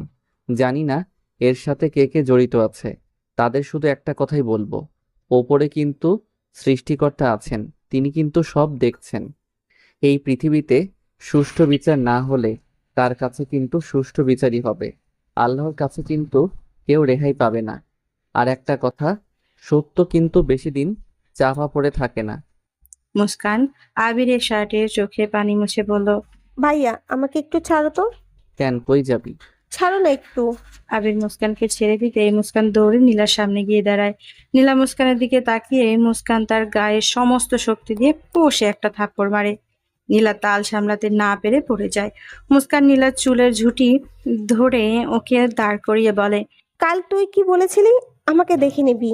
তোর নামে আমি মানহানির মামলা করব। দেখি তোর কোন বাপ তোকে জেলে ভাত খাওয়া থেকে বাঁচাই। বলে আরেকটা থাপ্পড় মারে। নীলা কিছু বলে না, শুধু গালে হাত দিয়ে চুপ করে দাঁড়িয়ে থাকে। আবির মুস্কানকে টেনে তার কেবিনে নিয়ে যায়। মুস্কান চেয়ারে বসে বসে কান্না করছে। আবির তাকে থামানোর অনেক চেষ্টা করছে, কিন্তু সে কিছুতেই থামছে না। শেষমেশে আবির আর কোনো উপায় না পেয়ে বলল, আমার এই শুটকি বোনের হাতে যে এত জোর তা তো জানতাম না। এক থাপ্পড়ে তুই নীলার মতো মেয়েকে ফ্লোরে ফেলে দিলি, এটা কিভাবে সম্ভব? মুস্কান মুচকি হেসে বলল, তোমার গালে একটা দিই তাহলে বুঝবা কিভাবে সম্ভব। না বাবা না, পাগল নাকি? আমি এমন একটা থাপ্পড় খেলে 1 সপ্তাহ বিছানা থেকে উঠতে পারবো না। আমার কি মনে হয় জানিস? কি? তুই যখন থাপ্পড় মারিস তখন তোর মধ্য রাক্ষসী রানী কটকটির শক্তি চলে আসে। তাছাড়া এমন 30 কেজি ওজনের শরীর নিয়ে 45 কেজি ওজনের একটা মেয়েকে তুই কিভাবে ফ্লোরে ফেলতে পারলি? বলে আবির হো হো করে হাসতে লাগলো। ভাইয়া এবার কিন্তু বেশি বেশি হয়ে যাচ্ছে। মুস্কান বলল, তবে একটা কথা কি জানিস, তুই 2 দিনে নীলাকে যে 6টা থাপ্পড় মেরেছিস, আমি শিওর ওর কয়েকটা দাঁত ডিসপ্লেস হয়ে গেছে। তোর মধ্যে যে এমন ডাইনি রূপ লুকিয়ে আছে, এই ঘটনা না ঘটলে তো আমি দেখতেই পারতাম না। কি সাংঘাতিক মেয়ে রে তুই, বাপরে বাপ। মুস্কান রাগী কণ্ঠে বলল, ভাইয়া তুমি প্লিজ চুপ করো, না হলে তোমার দাঁতও কিন্তু ডিসপ্লেস করে দেবো বলে দিচ্ছি। আবির দু গালে হাত দিয়ে বলল, ওকে বনু, আর একটা কথা বলবো না। এদিকে আকাশ আর নীলা বসে আছে মাঠের এক কোনায়। আকাশ তো কান্না করতে করতে যমুনা নদী ভাসায় ফেলছে। আকাশ কান্না মাখা কণ্ঠেই বলল, তুই আগে কেন বললি না মুস্কান স্যারের বোন? নীলা রাগী কণ্ঠে জবাব দিল, আমি কি জানতাম নাকি ওর সাথে এতদিনের ফ্রেন্ডশিপ? আমাকে কখনোই বলেনি এই কথা। এখন তাহলে কি হবে? আমাদের যদি একেবারে বহিষ্কার করে দেয়? নীলা নিশ্চুপ। তোর তো কোনো সমস্যা নাই, তোর বাবা এমপি, এরপর তুই হলো মেয়ে মানুষ, 2 দিন পর বিয়ে হয়ে যাবে, এরপর সবকিছু ঠিক হয়ে যাবে, কিন্তু আমার কি হবে? বলে আকাশ আবার কান্না শুরু করে দিল। নীলা রাগী কণ্ঠে বলল, দেখ আকাশ, মেয়েদের মতো কান্না করবি না, আমাকে কিছু একটা ভাবতে দে। এত ভাবাভাবির কিছু নাই, চল গিয়ে স্যারের কাছে ক্ষমা চাই। কি? ক্ষমা চাইবো? তাও আবার আমি? অসম্ভব। নীলা চৌধুরী কারোর কাছে কোনোদিন ক্ষমা চায়নি এবং ভবিষ্যতেও চাইবে না। তোর যা ইচ্ছা তুই কর, আমি গেলাম স্যারের কাছে ক্ষমা চাইতে। আবির মুস্কানকে সাথে নিয়ে লিখিত অভিযোগ জমা দিয়ে ভার্সিটির পার্কিং এরিয়ায় দিকে যাচ্ছিল। হঠাৎ সে দেখলো কয়েকজন মিলে একজনকে গণপিটুনি দিচ্ছে। আবির কাছে যেতে দেখলো আসিফ, জাহিদ, ফারুক, রোহান, রাফি আরো কয়েকজন মিলে আকাশকে বেধড়ক পেটাচ্ছে। আবির তাদেরকে থামিয়ে জিজ্ঞেস করলো, কি হয়েছে? তোমরা আকাশ এমনভাবে মারছো কেন? আকাশ কিছু বলতে যাবে তার আগেই আসিফ তার নাক বার করে ঘুষি মেরে ফেললো। স্যার, এই কুত্তার বাচ্চা আপনার মুস্কানের নামে ওইসব বাজে জিনিস ছেড়েছে। শালারে তো আজ আমি মেরেই ফেলবো। আর আরেকটা মারতে যাবে তখন আবির তাকে আটকায়। আচ্ছা, ও করেছে মানলাম, তাই বলে তোমরা ওকে এভাবে মারবে? দেখো ছেলেটা নাক দিয়ে কি পরিমাণ রক্ত বের হচ্ছে। মুস্কান বলল, মেরেছিস ঠিক করেছিস। আফিস আরো কয়েকটা মার, থামলে কেন? আসিফ মারতে যাবে এমন সময় আকাশ আবিরের পা চেপে ধরে। আকাশ কান্না করতে করতে বলে, প্লিজ স্যার আমাকে দয়া করে ক্ষমা করে দেন, আমি এমন কিছু করতে চাইনি, এসব নীলার পরিকল্পনা ছিল স্যার। আমি স্যার এমন কিছুই করতে চাইনি, নীলা আমাকে এসব করতে বাধ্য করেছে। আপনি প্লিজ স্যার আমাকে এই ভার্সিটি থেকে বের করে দেবেন না, তাহলে আমার বাবা মা মরে যাবে। আবির আকাশকে উঠিয়ে নিজের কেবিনে নিয়ে আসে। আকাশের নাকে ড্রেসিং করে দিতে দিতে বলল, বাবা কি করে তোমার? আকাশ না না করতে করতে বলল, কৃষি কাজ করে স্যার। কৃষি কাজ করে তো ভালো কথা, সেটা বলতে লজ্জা পাওয়ার কি আছে? তোমার বাবার মতো কৃষকরা আছেন বলে আমাদের দেশ আজ এতটা এগিয়ে যাচ্ছে। তোমার বাবা কি চুরি করে নাকি ডাকাতি করে যে তুমি বলতে লজ্জা পাচ্ছ? আমি বুঝি না, তোমার মতো যাদের বাবা মায়েরা গার্মেন্টসে কাজ করে, এরপর কৃষি কাজ করে, কেউ বা ছোটোখাটো ব্যবসা করে, তাদের ছেলেমেয়েরা তাদের মা বাবার পরিচয় দিতে লজ্জাবোধ করে কেন? কেন এত লজ্জা? তারা কি মানুষ না? তারা কি কাজ করে অর্থ উপার্জন করে না? তারা তো চুরি করে না, মাথার ঘাম পায়ে ফেলে অর্থ উপার্জন করে। তারা তো আর আমাদের এই সমাজের বিত্তশালীদের মতো মানুষের টাকা আত্মসাৎ করে বড় বড় দালান কোঠা নির্মাণ করে না। তারা তো আর গরিব দুঃখীদের হক মেরে বড়লোক হয় না। তারা মাথার ঘাম পায়ে ফেলে হালাল টাকা উপার্জন করে। তো তাদের পরিচয় দিতে তোমাদের কিসের এত লজ্জা? আমি বুঝি না। তোমাদের তো বুক ফুলিয়ে বলার কথা, আমার বাবা কৃষক, আমার মা গার্মেন্টসে চাকরি করে। আজ তাদের কারণেই তো বাংলাদেশ পুরো বিশ্বের কাছে পরিচিত। নিজের বাবার কর্মকে কখনো ছোট করে দেখবে না। তিনি যদি তোমাকে ডাল ভাত খাওয়ান, তাহলে সেটা তিনি হালাল টাকায় কিনে খাওয়াচ্ছে তোমায়। তিনি হয়তো তোমাকে এই সমাজের সুদখোর ঘুষখোরদের মতো 10 তলা 20 তলা বাড়িতে রাখতে পারছেন না।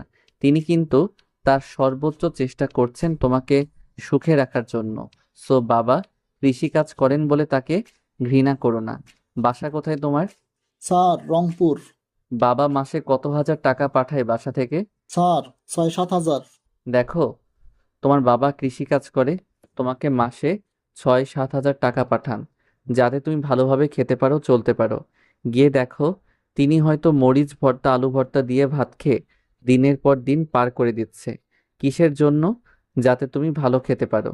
তুমি কি করছো? বাবার থেকে টাকা নিয়ে এখানে এসো ফুর্তি করছো। তোমার বাবা হয়তো তোমাকে নিয়ে স্বপ্ন দেখছেন, তুমি পড়াশোনা করে তার মুখ উজ্জ্বল করবে। এসব করলে কি বাবার মুখ উজ্জ্বল করা সম্ভব? তুমিই বলো। আকাশ মাথা নিচু করে বসে থাকলো। জব টপ কিছু করো? স্যার, 2টা টিউশনি করাই। কম্পিউটার চালাতে পারো? জি স্যার, পারি। আবির তার পকেট থেকে একটা কার্ড বের করে আকাশের হাতে দিয়ে বলল, হা, আকাশ কাল সকালে তোমার এই ঝাপড়ি চুল আর দেবদাসের মতো দাড়ি সুন্দর করে কেটে পরিপাটি হয়ে এই ঠিকানায় চলে যাবে। তাহলেই তোমার চাকরি কনফার্ম। পড়াশোনা করবে প্লাস চাকরি করবে, নিজের খরচ নিজেই চালাবে। জানো, এই শহরে তোমার মতো কত ছেলে আছে যারা অটো চালিয়ে নিজের পড়ালেখার খরচ চালায়। আকাশ আবিরকে চাপটে ধরে হাউমাউ করে কেঁদে উঠল। স্যার, আপনি আমার অনেক বড় উপকার করলেন। এই ঋণ আমি কোনোদিন শোধ করতে পারবো না। আরে বোকা, কাদার কি হলো? আর আমি কোনো উপকার করিনি তোমার। যা করেছেন আল্লাহ করেছে, আমি শুধু একটা মাধ্যম ছিলাম মাত্র। সব সময় একটা কথা মাথায় রাখবে, রিজিকের মালিক আল্লাহ। আল্লাহ তোমাকে বিপদে ফেলতে পারেন, আবার সেই বিপদ থেকে তিনি তোমাকে রক্ষা করতে পারে। তাই সব সময় বিপদে আপদে ওই মহান স্রষ্টাকে স্মরণ করবে। এখন চোখের পানি মুছে চুল দাড়ি কেটে মেসে গিয়ে ভাইবার প্রস্তুতি নাও, যাও। আকাশ মুস্কানের সামনে গিয়ে বলল, সরি মুস্কান, পারলে ক্ষমা করে দিস। যা কুত্তা, ভাগ এখান থেকে। 10 দিন যাবত তোর এই মুখ আমার সামনে না দেখি। আর বাই এনি চান্স যদি কোনোভাবে আমার সামনে এসে পড়িস, তাহলে নীলাকে তো 6টা থাপ্পড় মেরেছি, তোকে মারবো 12টা। যা ভাগ এখান থেকে। আকাশ চোখের পানি মুছে মুচকি একটা হাসি দিয়ে আবিরের কেবিন থেকে বেরিয়ে গেল। আবির আর মুস্কান আজ প্রায় 7 দিন পর ভার্সিটিতে আসলো। আবিরের ডাক পড়েছে শফিক স্যারের কেবিনে। নীলার বাবাকে ডাকা হয়েছে কয়েকদিন আগে ঘটে যাওয়া ঘটনার জন্য। আবির শফিক স্যারের কেবিনে ঢুকে যাকে দেখলো, সে তাকে দেখে অনেকটা অবাক হয়ে গেল। আজ কত বছর পর দেখছে এই মানুষটাকে। তার ফেসের কোনো কিছুই চেঞ্জ হয়নি, শুধু চুলগুলো আর দাড়ি পেকে গিয়েছে। শফিক স্যার আবিরকে তার কেবিনে ঢুকতে দেখে বলল, আবির, ইনিশা। আর বলতে পারলো না, তার আগেই আবির বলল, সাইফ চৌধুরী। সাইফ চৌধুরী। আবিরের মুখে তার নাম শুনে কিছুক্ষণ আবিরের দিকে অবাক দৃষ্টিতে তাকিয়ে রইল। এরপর বলল, তুমি রায়হান ভাইয়ের ছেলে আবির না? আবির মুচকি হেসে হ্যাঁ সূচক মাথা নাড়ল। সাইফ চৌধুরীর মুখে ফুটে উঠল বিশ্বজয়ের হাসি। অনেকদিন পর যেন তিনি তার কলেজের টুকটাকে খুঁজে পেয়েছেন। সাইফ চৌধুরী আবিরের দিকে হাত প্রসারিত করে বললেন, come on my boy, give me a hug first. Abir তড়িৎ গতিতে এগিয়ে গেল সাইফ চৌধুরীর কাছে। এরপর শক্ত করে জড়িয়ে ধরল সাইফ চৌধুরীকে। সাইফ চৌধুরীও কম যান না, আবিরের চেয়ে দ্বিগুণ শক্তি দিয়ে আবিরকে চেপে ধরল। বলল, আমার গুন্ডা ছেলেটা দেখি পুরাই হিরো হয়ে গেছে। কি যে বলো না আঙ্কেল। আবির বলল। তা বিয়ে শাদি করেছো নাকি? সাইফ চৌধুরী বলল। আবির লজ্জা পেয়ে বলল না। তোমাকে ছাড়া কি আমি বিয়ে করতে পারি নাকি? সেটা তো দেখতেই পাচ্ছি, এতগুলো বছর পেরিয়ে গেল, একবার তো দেখা করলে না। আমার কোথায় তো ভুলেই গিয়েছিলে। তুমি বুঝি দেখা করেছিলে? শফিক স্যার তো অবাক হয়ে আবির আর সাইফ চৌধুরীর কথোপকথন শুনতে। আমি তোমাকে হারকিন জড়িয়ে খুঁজেছি, কিন্তু কোথাও খুঁজে পাইনি। রাখো তোমার ফালতু কথা। এখন বলো, নীলা কেমন আছে? ভালো। মা কেমন আছে? নীলা মানে তোমার বউয়ের কথা বলছো?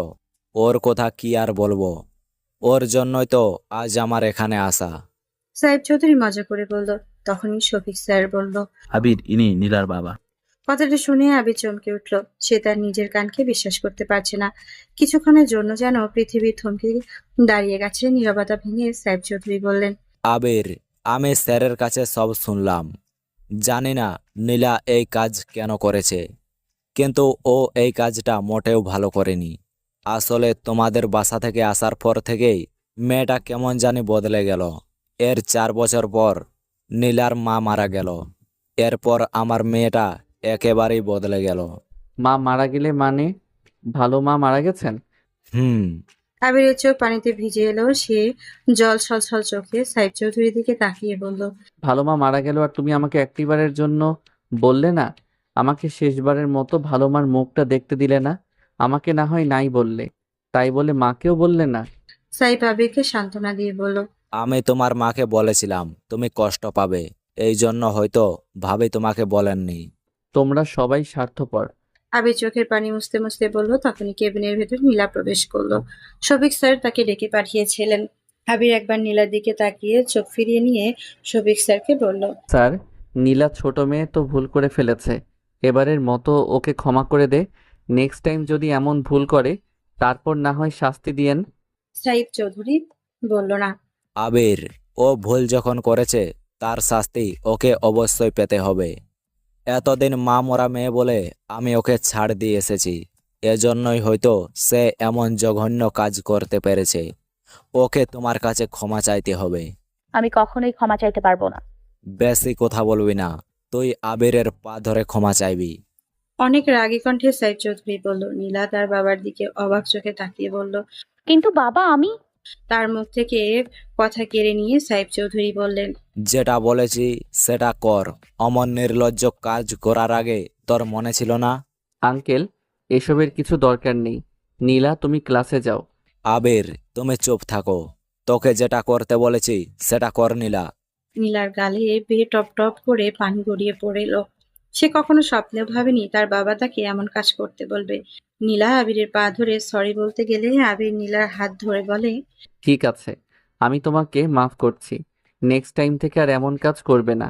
যাও, এখন ক্লাসে যাও। নীলা রাগে গজগজ করে স্যারের কেবিন থেকে বেরিয়ে গেল। শফিক স্যার এতক্ষণ অবাক দৃষ্টিতে তাকিয়ে থাকলো।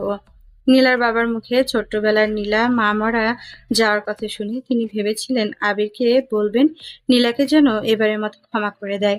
শফিক স্যার বলবেন, আচ্ছা, আপনারা কি একে অপরকে চেনেন? সাইফ চৌধুরী মুচকি হেসে বললেন, হ্যাঁ, চিনি। কিভাবে চেনেন? আবির কি আপনার আত্মীয় হয়? কি সম্পর্ক আপনাদের? আসলে আপনি হয়তো জানেনই, আবিরদের মেন বাসা বগুড়ায়। আমি অনেক বছর আগে বগুড়ায় যখন আমার পোস্টিং ছিল, আমি তখন আমার পুরো পরিবার সহ আবিরদের বাসায় ভাড়া থাকতাম। আর আমাদের সম্পর্ক বাবা ছেলে, বন্ধু, চোর পুলিশ, এক এক সময় এক এক রকম সম্পর্ক ছিল। তাহলে আবির যে আপনার ওয়াইফকে ভালো মা বলে ডাকে, এটা কেন? সাইফ চৌধুরী মুচকি হেসে বলেন, আসলে আপনি যে এখন এই হিরো আবিরকে দেখছেন না, ছোটবেলাতে ও কিন্তু কম ছিল না। সে কিউটের ডিব্বা যাকে বলা যায়, সেটা ছিল আবির। আমার যখন প্রথম আবিরদের বাসায় যাই, তখন আবির অনেক ছোট, তখনও নীলার জন্ম হয়নি। আবির প্রতিদিন বিকেলে আমার ওয়াইফের কাছে পড়তো। তখন আবির আমার ওয়াইফকে আন্নি আন্নি বলে ডাকতো। সে তো আবিরকে জান দিয়ে ভালোবাসতো। আবির তার দু চোখ বন্ধ করে নিল। সঙ্গে চোখে ভেসে উঠল পুরোনো দিনের কথাগুলো। আন্নি আন্নি? কি হয়েছে আবির সোনা? আর তোমার হাতে এটা কি? আলু ঘাতি। এটা আবার কি? খাও, খুব মজা। তোমার মা পাঠিয়েছেন বুঝি? আবির বড় মানুষের মতো করে মাথা ঝাঁকায়। আচ্ছা আবির, আমি যদি তোমাকে একটা কাজ করতে বলি তুমি করবে? আমি গুড বয়, আমি সব কাট কলি। ভালো মা আবিরের কপালে একটা চুমু দিয়েছিলেন। তাহলে আজ থেকে আমাকে মা বলে ডাকবে, কেমন? আবিরের বড় মানুষের মতো একটু ভেবে বলেছিল, কিন্তু আমার তো একটা মা আতে। তাই তো, আবির সোনার তো একটা মা আছে। তাহলে আবির সোনা আজ থেকে আমাকে ছোট মা বলে ডাকবে, কেমন? ছোট মা আত্মা? না না, তুমি আমার ভালো মা। ওরে আমার সোনার ছেলে। বলেই ভালো আবিরের গালে কপালে চুমুতে চুমুতে ভরিয়ে দিয়েছিল। ছোট মা আবিরকে এত ভালোবাসতো যে আবিরকে সারা দিন তার কাছে এনে রাখতো। আবিরকে খাওয়ানো তো, গোসল করিয়ে দিত, পড়াতো, মাঝে মধ্যে ঘুরতেও নিয়ে যেত। নীলিমা যখন ভালো মায়ের পেটে ছিল। আত্মা ভালো মা, তোমার পেট এত বড় কেন? এখানে যে একটা ছোট্ট বাবু আছে, তাই? ওটা আমার কে হবে? ও তোমার বউ হবে। বউ? হুম, বউ তোমার সাথে আমার মেয়েকে বিয়ে দিয়ে আমি তোমাকে আমার জামাই বানাবো, আর আমার আবির সোনাকে চিরদিনের জন্য আমার কাছে রেখে দেব। সত্যি আমি তোমার দামাই হব? হুম, সত্যি। কি মজা, কি মজা, আমি দামাই হব? আবির সেদিন জামাই মানে না বুঝলেও আনন্দে নেচেছিল। আবির যখন একটু বড় হলো, আবিরের দুষ্টুমি বেড়ে গেল। পাড়ার সকল মানুষ আবিরের দুষ্টুমিতে বিরক্ত হয়ে গিয়েছিল।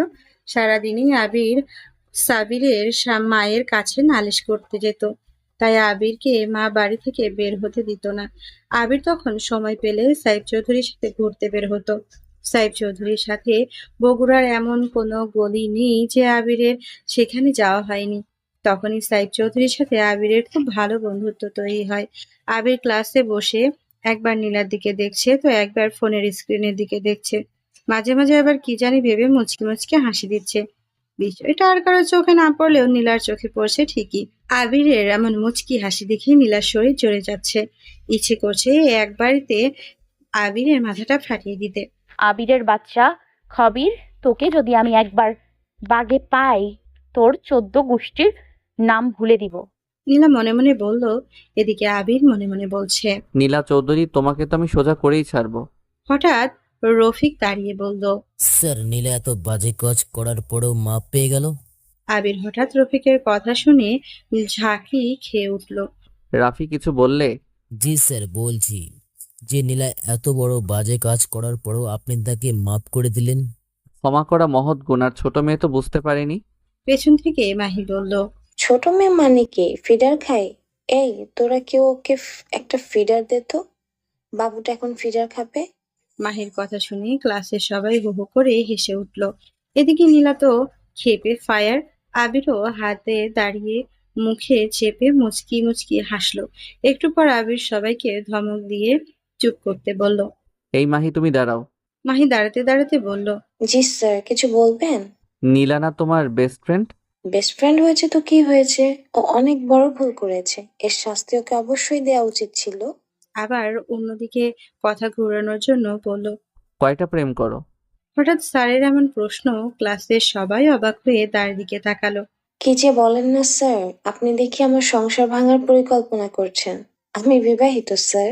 বলো কি, তা ছেলে পেলে কয়টা? মাহি একটু লজ্জা পেয়ে বলল। স্যার, এখনো হয়নি, তবে প্রসেসিং চলতেছে। ক্লাসের সবাই আবার হো হো করে হেসে উঠল মাহির কথা শুনে। হ্যাঁ, তো তুমি কি তোমার বাচ্চাকে শুধু ফিডারই খাওয়াবে নাকি? ফিডার কেন খাওয়াবো? বাচ্চাদের তো প্রথম 6 মাস মায়ের বুকে দুধ খাওয়াতে হয়। অনেক গুরুত্বপূর্ণ কথা বলেছ। তুমি বসো, আমি এ সম্পর্কে কিছু কথা বলি। মেয়েরা, তোমাদের বলছি, অন্য মাইন্ডে নিও না। এটা জানা তোমাদের জন্য অত্যন্ত গুরুত্বপূর্ণ। ছেলেরা, তোমরাও জেনে রাখো, হয়তো ভবিষ্যতে কাজে দিতে পারে। আমি কি বলল? সবাই বলল জি স্যার, শুধু নীলা বাদে। একজন মা যখন সন্তান জন্ম দেয়, ওই সন্তানকে অবশ্যই বুকের দুধ খাওয়ানো উচিত। কারণ বাচ্চার গ্রোথের জন্য, মানসিক বিকাশের জন্য, শারীরিক বিকাশের জন্য অবশ্যই মায়ের বুকের দুধ খাওয়ানো প্রয়োজন। পৃথিবীতে যত রকম খাদ্য আছে, তার মধ্যে বুকের দুধই শিশুর পক্ষে সুষম খাদ্য। মহান আল্লাহ একটা উদ্দেশ্য নিয়েই মায়ের বুকে প্রসবের পরেই দুধ তৈরির ব্যবস্থা করেছে। সেটা হচ্ছে শিশুর জীবনের প্রথম 6 মাস এটাই ওর একমাত্র খাদ্য। মায়ের দুধ শিশুর জন্য হিসাব করেই তৈরি হয়। মায়ের দুধের প্রোটিন গরুর দুধের চেয়ে কম, হজম করাও সহজ। মায়ের দুধের প্রোটিনের উপাদান শিশুর দেহ প্রোটিনের সহধর্মী হওয়ায় শিশু তা অনায়াসে আত্মস্থ করে অনায়াসে তার বৃদ্ধির চাহিদা মেটাতে পারে। তাই শিশুর জন্য মায়ের দুধই সর্বাধিক উপযুক্ত। এমন কিছু এনজাইম মায়ের দুধে উপস্থিত থাকে যা গরুর দুধ বা অন্য দুধে পাওয়া যায় খুব কম পরিমাণে, এবং যতটুকু বা পাওয়া যায় যা দুধ ফোটানোর সময় বেশ কিছুটা নষ্ট হয়ে যায়। মায়ের দুধে যে এক ধরনের চিনি থাকে, বিটা ল্যাকটোজ, সেই চিনি অন্ত্রের মধ্যে জীবাণু বৃদ্ধি প্রতিরোধক। কিন্তু গরুর দুধে ঠিক তার উল্টো। লোহা, ক্যালসিয়াম, ফসফরাস ইত্যাদি শরীরের প্রয়োজনীয় খনিজ পদার্থগুলি মায়ের দুধে থাকে বেশি, যা অন্য দুধে অনুপস্থিত। মায়ের দুধের মাধ্যমে শিশু থাইরয়েড গ্রন্থি রস সংগ্রহ করে, যা আর কোনো দুধে সম্ভব নয়। আর এই গ্রন্থি রসই শিশুর মানসিক ও দৈহিক বিকাশের সহায়ক। গরুর দুধের ভিটামিন বি ও সি দুধ ফোটানোর সময় বেশ কিছুটা নষ্ট হয়। মায়ের দুধে সেই সম্ভাবনা নাই। মায়ের দুধ থেকে শিশু পায় মাতৃদেহের রোগ প্রতিরোধ শক্তি। পরীক্ষা করে দেখা গেছে যে শিশুরা বুকের দুধ খায় তাদের অসুখ বিসুখ বোতলে দুধ খাওয়া শিশুর তুলনায় অনেক কম। কারণ মায়ের দুধে অনেক অ্যান্টিবডি থাকে, যা শিশুকে বিভিন্ন বীজাণুঘটিত রোগের হাত হইতে রক্ষা করতে সাহায্য করে। পরীক্ষা করে দেখা গেছে যেসব শিশুরা কেবল বুকের দুধই খায় তাদের চামড়ায় একজিমা প্রায় হয় না বললেই চলে। আরও দেখা গেছে বুকের দুধ খাওয়া বাচ্চাদের মলে এমন কোনো পদার্থ যা চর্মরোগ আরোগ্য করার ক্ষমতা রাখে। প্রিটার্ম শিশু অর্থাৎ যেসব শিশু পূর্ণ সময়ের আগেই জন্মায় তাদের শরীরে প্রচুর পরিমাণে ভিটামিন এ এর প্রয়োজন হয়। মায়ের বুকের প্রিটার্ম দুধে কোলোস্ট্রাম নামক এক প্রকার উপাদান রয়েছে এবং এই দুধ ভিটামিন এ সৃষ্টির বিশাল উৎস। সুতরাং প্রিটার্ম শিশুকে এই দুধ থেকে বঞ্চিত করলে পরবর্তী অবস্থায় ভয়াবহ পরিস্থিতির সৃষ্টি হতে পারে। তোমরা দেখবে অনেকেই ফিগার নষ্ট হওয়ার ভয়ে বাচ্চাকে দুধ খাওয়াতে চায় না। ভবিষ্যতে ওই বাচ্চারাই লাথি দিয়ে মাকে বাড়ি থেকে বের করে দেয়। ফিগার নষ্ট হলে ডায়েট কন্ট্রোল করে ফিগার ঠিক করা যাবে, কিন্তু একবার যদি বাচ্চার গ্রোথের বা মানসিক বিকাশের সমস্যা হয় সেটা কখনোই ঠিক হবে না। সো বাচ্চাদের জন্য বুকের দুধ অত্যন্ত গুরুত্বপূর্ণ খাবার। এই মাহি কি তোদের ওর বিয়েতে দাওয়াত দিয়েছিল? ছোঁয়া বলল, স্যার, ও যে পরিমাণ কিপটা, ও দাওয়াত দিবে তাও আবার আমাদের, অসম্ভব। থাক, আর মিথ্যা বলতে হবে না স্যার। আমি আর ওরা গিফট দেওয়ার ভয় কেউ যায়নি। তুই এখন ফকিন্নির মতো দাওয়াত দিবি আর বলবি গিফট ছাড়া এলে কিন্তু পানি খাইয়ে পাঠিয়ে দিবি। তাহলে কে যাবে তোর বিয়েতে? ওরে বাবা, তোমরা চেষ্টার মতো আমার বাবার অন্ন ধ্বংস করবা আর আমাকে গিফট দিবা না? তাহলে কি তোমাদের সাথে কি করব? তাই বলে কেউই যায়নি? মুস্কান আর নীলা গিয়েছিল স্যার। আবির তার কেবিনে বসে বসে মোবাইলের ওয়ালপেপারটা দেখছে বারবার। 6 বছরের পিচ্চি একটা মেয়ে লাল টুকটুকে শাড়ি পরে বসে যে ছোট্ট আবিরের বুকের উপরে পরম শান্তিতে ঘুমাচ্ছে। আবিরও ঘুমাচ্ছিল পরম শান্তিতে। আবির হারিয়ে গেল অতীতে ফেলে আসা সেই দিনটাতে। আবিরের তখন ক্লাস 7-এ পড়ে। আবির আর আবিরের বাবা ডাইনিং টেবিলে বসে রাতের খাবার খাচ্ছিল। হঠাৎ কলিং বেল বাজলো। আবিরের মা দরজা খুলে দিতেই 6 বছরের ছোট্ট নীলা লাল শাড়ি হাতে, লাল চুড়ি মাথায়, লাল টিপ পায়ে আলতা পরে আবিরের বাসায় প্রবেশ করলো। যাকে বলা যায় পারফেক্ট বউ সাজ। ছোট্ট নীলাকে সেদিন বউ সাজে দেখে আবিরের গলায় ভাত আটকে গিয়েছিল। নীলা এক প্রকার দৌড়ে আবিরের কাছে গেল। তারপর তার এক হাত টেনে টেনে বলল, আবির আবির আমার ঘুম পাচ্ছে, চলো ঘুমাবো। ততক্ষণ নীলার বাবা আর মা আবিদের বাসায় ঢুকে পড়েছে। আবির নীলার থেকে হাত ছাড়ানোর চেষ্টা করতে করতে বলল, ঘুম পাচ্ছে, তাহলে ঘুমাও গিয়ে। আমাকে ডাকছো কেন? আমি তোমার বুকে ঘুমাবো। আমার বুকে ঘুমাবো মানে? তুমি কেন আমার বুকে ঘুমাবা? মা যে বাবার বুকে ঘুমায়, তাই আমিও তোমার বুকে ঘুমাবো। মেয়ের মুখে এমন কথা শুনে নীলার মা বাবা লজ্জায় মাথা নামিয়ে ফেললেন।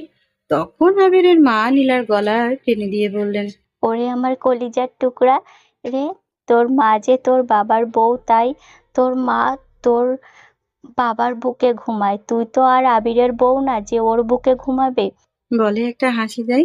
নীলা আবিরের হাত ধরে টানতে টানতে বলে, তুমি না বলো আমি তোমার বউ, তাই আমিও মার মতো তোমার বুকে ঘুমাবো। আবিরের বাবা ওই সময় পানি খাচ্ছিল। নীলার এমন কথা শুনে আবিরের বাবার মুখ থেকে পানি বের হয়ে যায়। সেই তো মিটিমিটি করে হাসতে থাকে। এদিকে আবির লজ্জায় শেষ। আবিরের মা আবিরকে গুঁতো মেরে বলল, কি রে তলে তলে এত দূর মাকে না জানিয়ে বউ ঠিক করে ফেলেছিস? তবে আমার কিন্তু বউ বেশ পছন্দ হয়েছে। কি বলো আবিরের বাবা, তোমার পছন্দ হয়নি? বলেই হো হো করে হাসতে লাগলো। আবিরের বাবা বলল, ইস, এই মেয়েটাকে আর কিছু বলা যাবে না। কোথায় কোন কথা বলতে হয় সেটাই বোঝে না। সবার সামনে ইজ্জতের ফালুদা করে দিল। নীলার মা নীলার মাথায় হাত দিয়ে দিতে দিতে বলল, মা, এখন তো তুমি অনেক ছোট, আগে বড় হও, তারপর আবিরের বুকে ঘুমিও, কেমন? না না, আমি এক্ষুনি ঘুমাবো। কিন্তু মা, তোমাদের তো এখনো বিয়ে হয়নি। বিয়ের আগে তো একসাথে থাকা ঠিক না। আগে বড় হও, এরপর যখন বিয়ে হবে তোমাদের তখন যেখানে ইচ্ছা সেখানে ঘুমিও। তাহলে আমার বিয়ে দাও, আমি এখন বিয়ে করব। ছোট্ট নীলার মুখে এমন কথা শুনে সবাই হো হো করে হেসে উঠেছিল। নীলা অবুঝের মতো শুধু এদিকে ওদিকে মুখ চাওয়াচাওয়ি করছিল। এদিকে আবির তো লজ্জায় মাথা নিচু করে রেখেছিল। ইস, কেন যে মেয়েটাকে এই কথা বলতে গেলাম। সেদিন কেউ নীলাকে আবিরের হাতে ছাড়তে পারেনি। সেদিন সারা রাত ছোট নীলা আবিরের বুকে ঘুমিয়েছিল। হঠাৎ আবিরের মন খারাপ হয়ে গেল। তার বালিকা বধূ যে বড় হয়ে এমন হয়ে যাবে সে স্বপ্নেও ভাবেনি। আবির জানালার ফাঁক দিয়ে আকাশের দিকে তাকিয়ে বলছিলাম, আল্লাহ, আমি তো তোমার কাছে এমন নীলাকে চাইনি। আমি তো চেয়েছিলাম আমার সেই ছোট্ট নীলাকে, যে প্রতিদিন আমার বুকে ঘুমানোর বায়না করত, যে সারা দিন আমার পেছনে পেছনে ঘুরঘুর করত। আমি তো সেই নীলাকে চেয়েছিলাম। এ কোন নীলা তুমি আমাকে দিলা? এদিকে নীলার বাবা নীলাকে আচ্ছা মতো বকা দিচ্ছে এমন জঘন্য কাজ করার জন্য। আচ্ছা বাবা, তুমি আমার সাথে এমন অবিচার করছো কেন? তুমি ওই চাঁদটাকে চেনো? চান্দুটা আবার কে? ওই লম্বু বুদ্ধিজীবী, কোনো কাজ নাই, সারাদিন শুধু জ্ঞান দিয়ে বেড়ায়। লম্বু বুদ্ধিজীবীটা আবার কে? কে আবার? ওই আবিরের বাচ্চা খবির। আবির তোমার স্যার হয়, সম্মান দিয়ে কথা বলবা। বালেশ্বর। বলে নীলা শাড়ি বেয়ে উপরে তার রুমে চলে গেল। ভাইয়া, নীলাকে কি শাস্তি দিয়েছিলে? ওর বাবা ওকে আমার পা ধরে ক্ষমা চাইতে বলেছিলেন। বলো কি, নীলা তোমার পায়ে ধরে ক্ষমা চেয়েছিল? বলে উৎসুক দৃষ্টিতে মুস্কান তাকিয়ে রইল আবিরের দিকে। ও পা ধরে ক্ষমা চাইতো, বাট আমি পা ধরতে দেইনি। মুস্কান রাগী কণ্ঠে বলল, কেন? পায়ে ধরলে তোমার কি এমন ক্ষতি হতো? রাগ করছিস কেন? ও ছোট মানুষ, ভুল করেছে, ক্ষমা চেয়েছে, মাফ করে দিয়েছি। এখানে পা ধরে ক্ষমা চাওয়ার কি আছে? ও ও তো দুধের বাচ্চা, যাও ওকে গিয়ে ফিটার খাওয়াও। বলেই মুস্কান হনহন করে তার রুমে চলে গেল। নীলাকে কিছু বখাটের ছেলে পেলে ডিস্টার্ব করতেছে। আবির তার পাশ দিয়ে যাচ্ছিল। হঠাৎ বিষয়টা দেখে আবির বাইক নিয়ে নীলার কাছে এগিয়ে গিয়ে বলল, বাইকে উঠুন আপনি। নীলা একবার শুধু আবিরের দিকে তাকালো, এরপর বাইকে উঠে পড়লো। আবির নীলার বাড়ির সামনে গিয়ে দাঁড়ালো। নীলা বাইক থেকে নেমে আবিরকে বলল, স্যার, আপনি একটু দাঁড়ান, আপনাকে একটা জিনিস দেওয়ার আছে। বলেই নীলা বাড়ির ভেতরে ঢুকে গেল। আবির ফোন দিয়ে গুতগুতি করছিল। এমন সময় নীলা পেছন থেকে লাঠি দিয়ে আবিরের মাথায় দিল একটা বাড়ি। সঙ্গে সঙ্গে আবিরের মাথায় দুই হাত দিয়ে চেপে ধরে রাস্তায় পড়ে গেল। তার মাথা থেকে ফিনকি দিয়ে রক্ত বের হচ্ছিল। যে রক্তের বন্যা বইছে, নীলা একটা শয়তানি হাসি দিয়ে বলল, হা, বলেছিলাম না মুস্কান, আমি তোকে দেখে নিব। এখন বাঁচা তোর ভয়টাকে। হঠাৎ ঘুম ভেঙে যাওয়াতে মুস্কান লাফ দিয়ে উঠল। চারপাশে ঘুটঘুটে অন্ধকার। এসি চলছে, তার পুরো জামা ঘামে ভিজে গেছে। ড্রিম লাইট অন করতে ড্রিম লাইটের আবছা আলোতে দেখলো ঘড়িতে তখন 2টা বাজে 8 মিনিট। ভয়ে তখন মুস্কানের শরীর থরথর করে কাঁপছে। কি একটা বাজে স্বপ্ন ছিল। এই স্বপ্ন কি কোনো বিপদের ইঙ্গিত দিল তাকে? সত্যি সত্যি আবির ভাইয়া আবার কিছু হলো না তো? কথাটা ভেবে মুস্কানের দৌড়ে চলে গেল আবিরের রুমের সামনে। মুস্কান দরজাতে জোরে জোরে নক করছে, কিন্তু ভেতর থেকে কোনো সাড়া শব্দ নেই। মুস্কান আবার দৌড়ে তার রুমে গিয়ে মোবাইল নিয়ে এলো। আবিরের নম্বরে কল দিল 2বার। ফোন বাজার পর ফোন রিসিভ করলো আবির। ঘুম ঘুম কণ্ঠে আবির বলল, কি হয়েছে মুস্কান? এত রাতে কেন ফোন করেছিস? মুস্কান হাঁপাতে হাঁপাতে বলল, তোমার কিছু হয়নি তো ভাইয়া? আমার কি হবে? তুমি দরজা খোলো। আবির ফোন কেটে দিয়ে চোখ দৌড়তে দৌড়তে দরজা খুলে। আবির দরজা খুলতে মুস্কান আবিরের কোলে ঝাঁপিয়ে পড়ে হাউমাউ করে কাঁদতে শুরু করে। কি হয়েছে? কান্না করছিস কেন? খালামণির কথা মনে পড়েছে? মুস্কান ফুপাতে ফুপাতে বলল, ভাইয়া তুমি ঠিক আছো তো? তোমার কিছু হয়নি তো? আমার আবার কি হবে? মুস্কান আবিরের মাথা ভালো করে দেখতে লাগলো, কোথাও কিছু হয়েছে কিনা। ভাইয়া তুমি আর নীলার সাথে কোনো প্রকার কথা বলবে না। নীলা যদি তোমাকে ডাকে তাও তুমি ওর কাছে যাবে না। আচ্ছা বাবা, ঠিক আছে। কিন্তু তুই এত রাতে এই কথা বলতে আমার রুমে এসেছিস? নীলা কোনো বিপদে পড়লে তুমি ওর হেল্প করবে না। আচ্ছা, তোর কি হয়েছে বলতো? আমি স্বপ্ন দেখেছি ওই শাকচুন্নি তোমার মাথায় লাঠি দিয়ে বাড়ি মারলো আর তুমি মাথা ধরে রাস্তায় পড়ে গেলে। এরপর তোমার মাথা দিয়ে ফিকনি দিয়ে রক্ত ও বের হচ্ছিল আর সেটা দেখেই ওই শাকচুন্নি হো করে হাসছিল। আবির মুস্কানের মাথায় একটা থাপ্পড় দিয়ে বলল, ধুর পাগলি, স্বপ্ন তো স্বপ্নই, ওইসব বাস্তবে হয় নাকি? আমি এত কিছু বুঝি না, যেটা বলেছি সেটা মানতে হবে। আচ্ছা বাবা, এখন তোর রুমে গিয়ে ঘুমা। না, আমার আর ঘুম আসবে না। চলো দুজন মুভি দেখি। পাগল নাকি? কাল সকালে ভার্সিটিতে ক্লাস কে করাবে? আমার ঘুম পাচ্ছে, আমি ঘুমাবো। প্লিজ ভাইয়া। আচ্ছা ঠিক আছে। এরপর দুজন মিলে মুভি দেখতে শুরু করে। 1 ঘন্টা পর আবির দেখলো মুস্কান ঘুমিয়ে পড়েছে। আবির মুস্কানকে সুন্দর করে শুয়ে দিয়ে কাঁথা গায়ে দিয়ে আবির একটা বালিশ নিয়ে সোফায় ঘুমিয়ে পড়ে। পরদিন আবির ক্লাসে ঢুকতেই দেখে যে ফোন আনেনি সাথে, ভুলে কেবিনে রেখে আসছে। আবির আকাশ হাতে একটা চাবি দিয়ে বলল, আমার কেবিনে গিয়ে দেখবে আমার ফোন আছে, একটু ফোনটা নিয়ে আসো প্লিজ। আকাশ ফোন আনার জন্য বেরিয়ে গেলেই রাফি বলল, স্যার, ও এত বড় ভুল করলো, তারপরও আপনি ওকে মাফ করে দিলেন। ও ভুল করেছে, তারপর ভুলটা যখন বুঝতে পেরেছে তখন ক্ষমা চেয়েছে। ক্ষমা করা মহৎ গুণ, তাই আমি ক্ষমা করে দিয়েছি। ক্ষমাকারীকে আল্লাহ পছন্দ করেন, তাই তোমাদেরও উচিত বেশি বেশি ক্ষমা করা। এদিকে আকাশ ফোন নিয়ে আসার সময় আস্তে করে ফোনের পাওয়ার বাটনে চাপ দেয়। সঙ্গে সঙ্গে ফোনের স্ক্রিনে ভেসে ওঠে একজন 10-12 বছরের ছেলের বুকে মাথা রেখে ঘুমিয়ে আছে বউ বেশে 5-6 বছরের অসম্ভব সুন্দর কিউট একটা মেয়ে। ছবিতে একপাশে ছোট্ট করে লেখা মাই হার্ট। আকাশ ভাবে ছবিটা হয়তোবা মুস্কান আর আবিরের। আকাশ আবিরকে ফোন দিয়ে নিজের সিটে বসে পড়ে। আবির পড়াতে পড়াতে আসিফের দিকে তাকিয়ে বলল, কি খবর আসিফ, মন খারাপ কেন?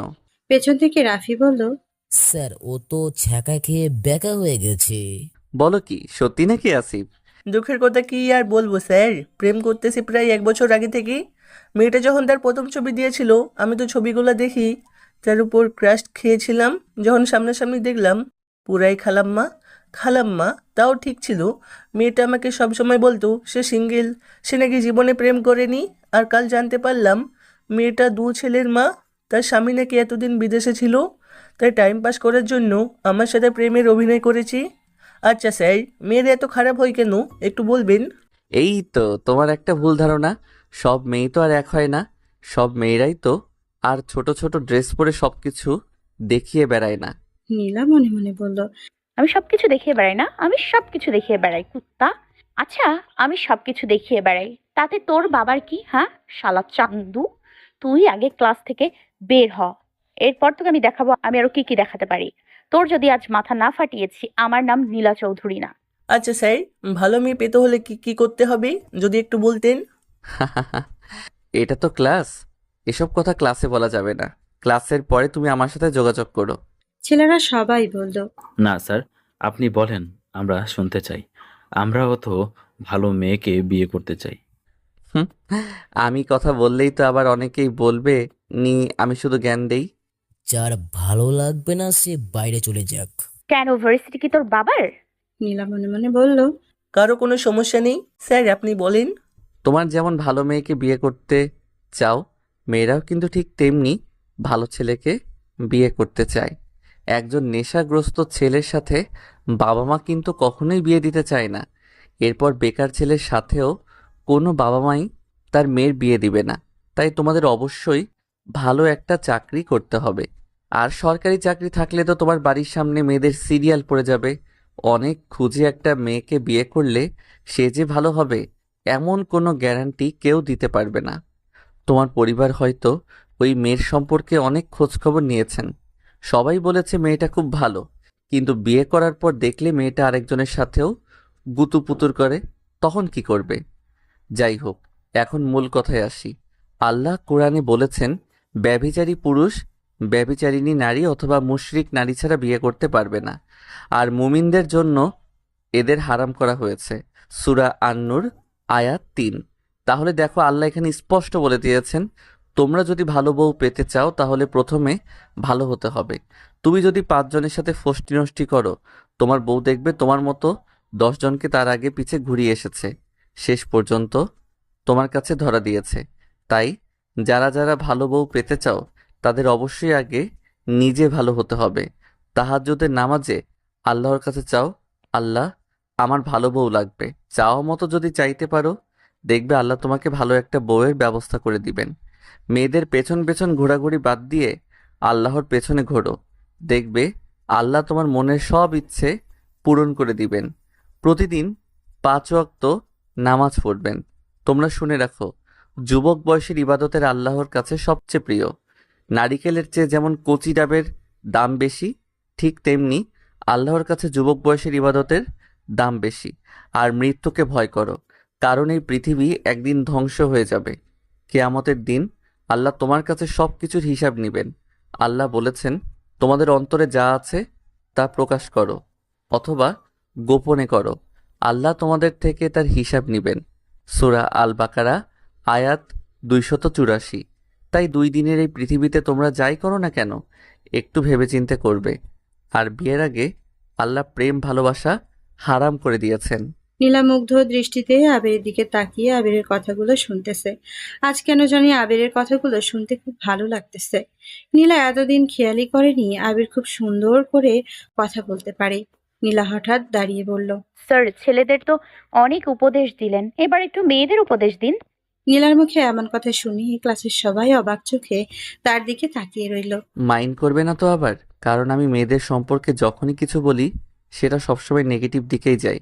না চান্দু, তুমি বলো। কি বললে? নীলা আমতা আমতা করতে করতেই বলল, না মানে আপনি বলেন স্যার। যাক বাবা, চান্দু কিছু শুনতে পারেনি, শুনলেই তো আমার গোষ্ঠী উদ্ধার করতো। নীলা মনে মনে বলল, ভালো স্বামী পেতে হলে মেয়েদের আগে ভালো হতে হবে, দিনদার পরহেজগার হতে হবে, পর্দা করে চলতে হবে, অশ্লীল পোশাক পরে সবাইকে সবকিছু দেখানো চলবে না।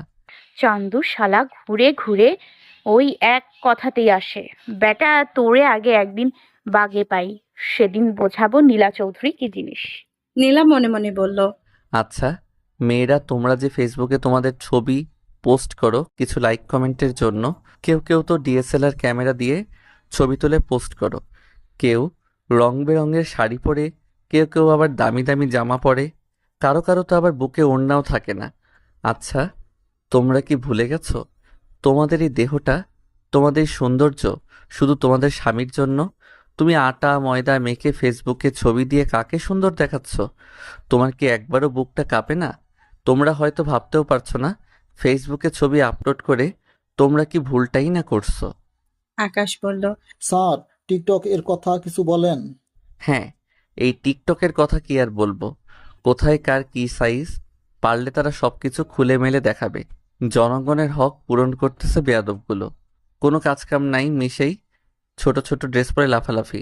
তোমাদের বাবা মা কি এটাই শিক্ষা দিয়েছে? ইসলাম কি এসব করতে বলেছে? সবারই হিসাব দিতে হবে, আল্লাহ কাউকে ছাড় দিবেন না। যারা টিকটক ভিডিওর নামে এই নষ্টামিগুলো করতেছে তাদের বলতেছি, টিকটক ভিডিও করে পৃথিবীর ফেমাস না হয়ে নামাজ পড়ে যেন আল্লাহর কাছে ফেমাস হতে পারেন। এরপর তোমরা যে সেন্ট ব্যবহার করে চলাফেরা করো, তোমরা জানো যে ঘরে দেবর থাকে সে ঘরে সেন্ট বা সুগন্ধি ব্যবহার হারাম করা হয়েছে। হজরত মুহাম্মদ সাল্লাল্লাহু আলাইহি ওয়াসাল্লাম বলেছেন, যে নারী সুগন্ধি ব্যবহার করে চলাফেরা করে তার এই সুগন্ধি যে পুরুষের নাকে গেল, ওই নারী তার সাথে জেনাকারিনী হয়ে গেল। আচ্ছা, অনেক কথা বলে ফেললাম। কেউ যদি আমার কোনো কথায় কষ্ট পেয়ে থাকো তাহলে আমাকে ক্ষমা করে দিও। অনেক কিছু বললাম।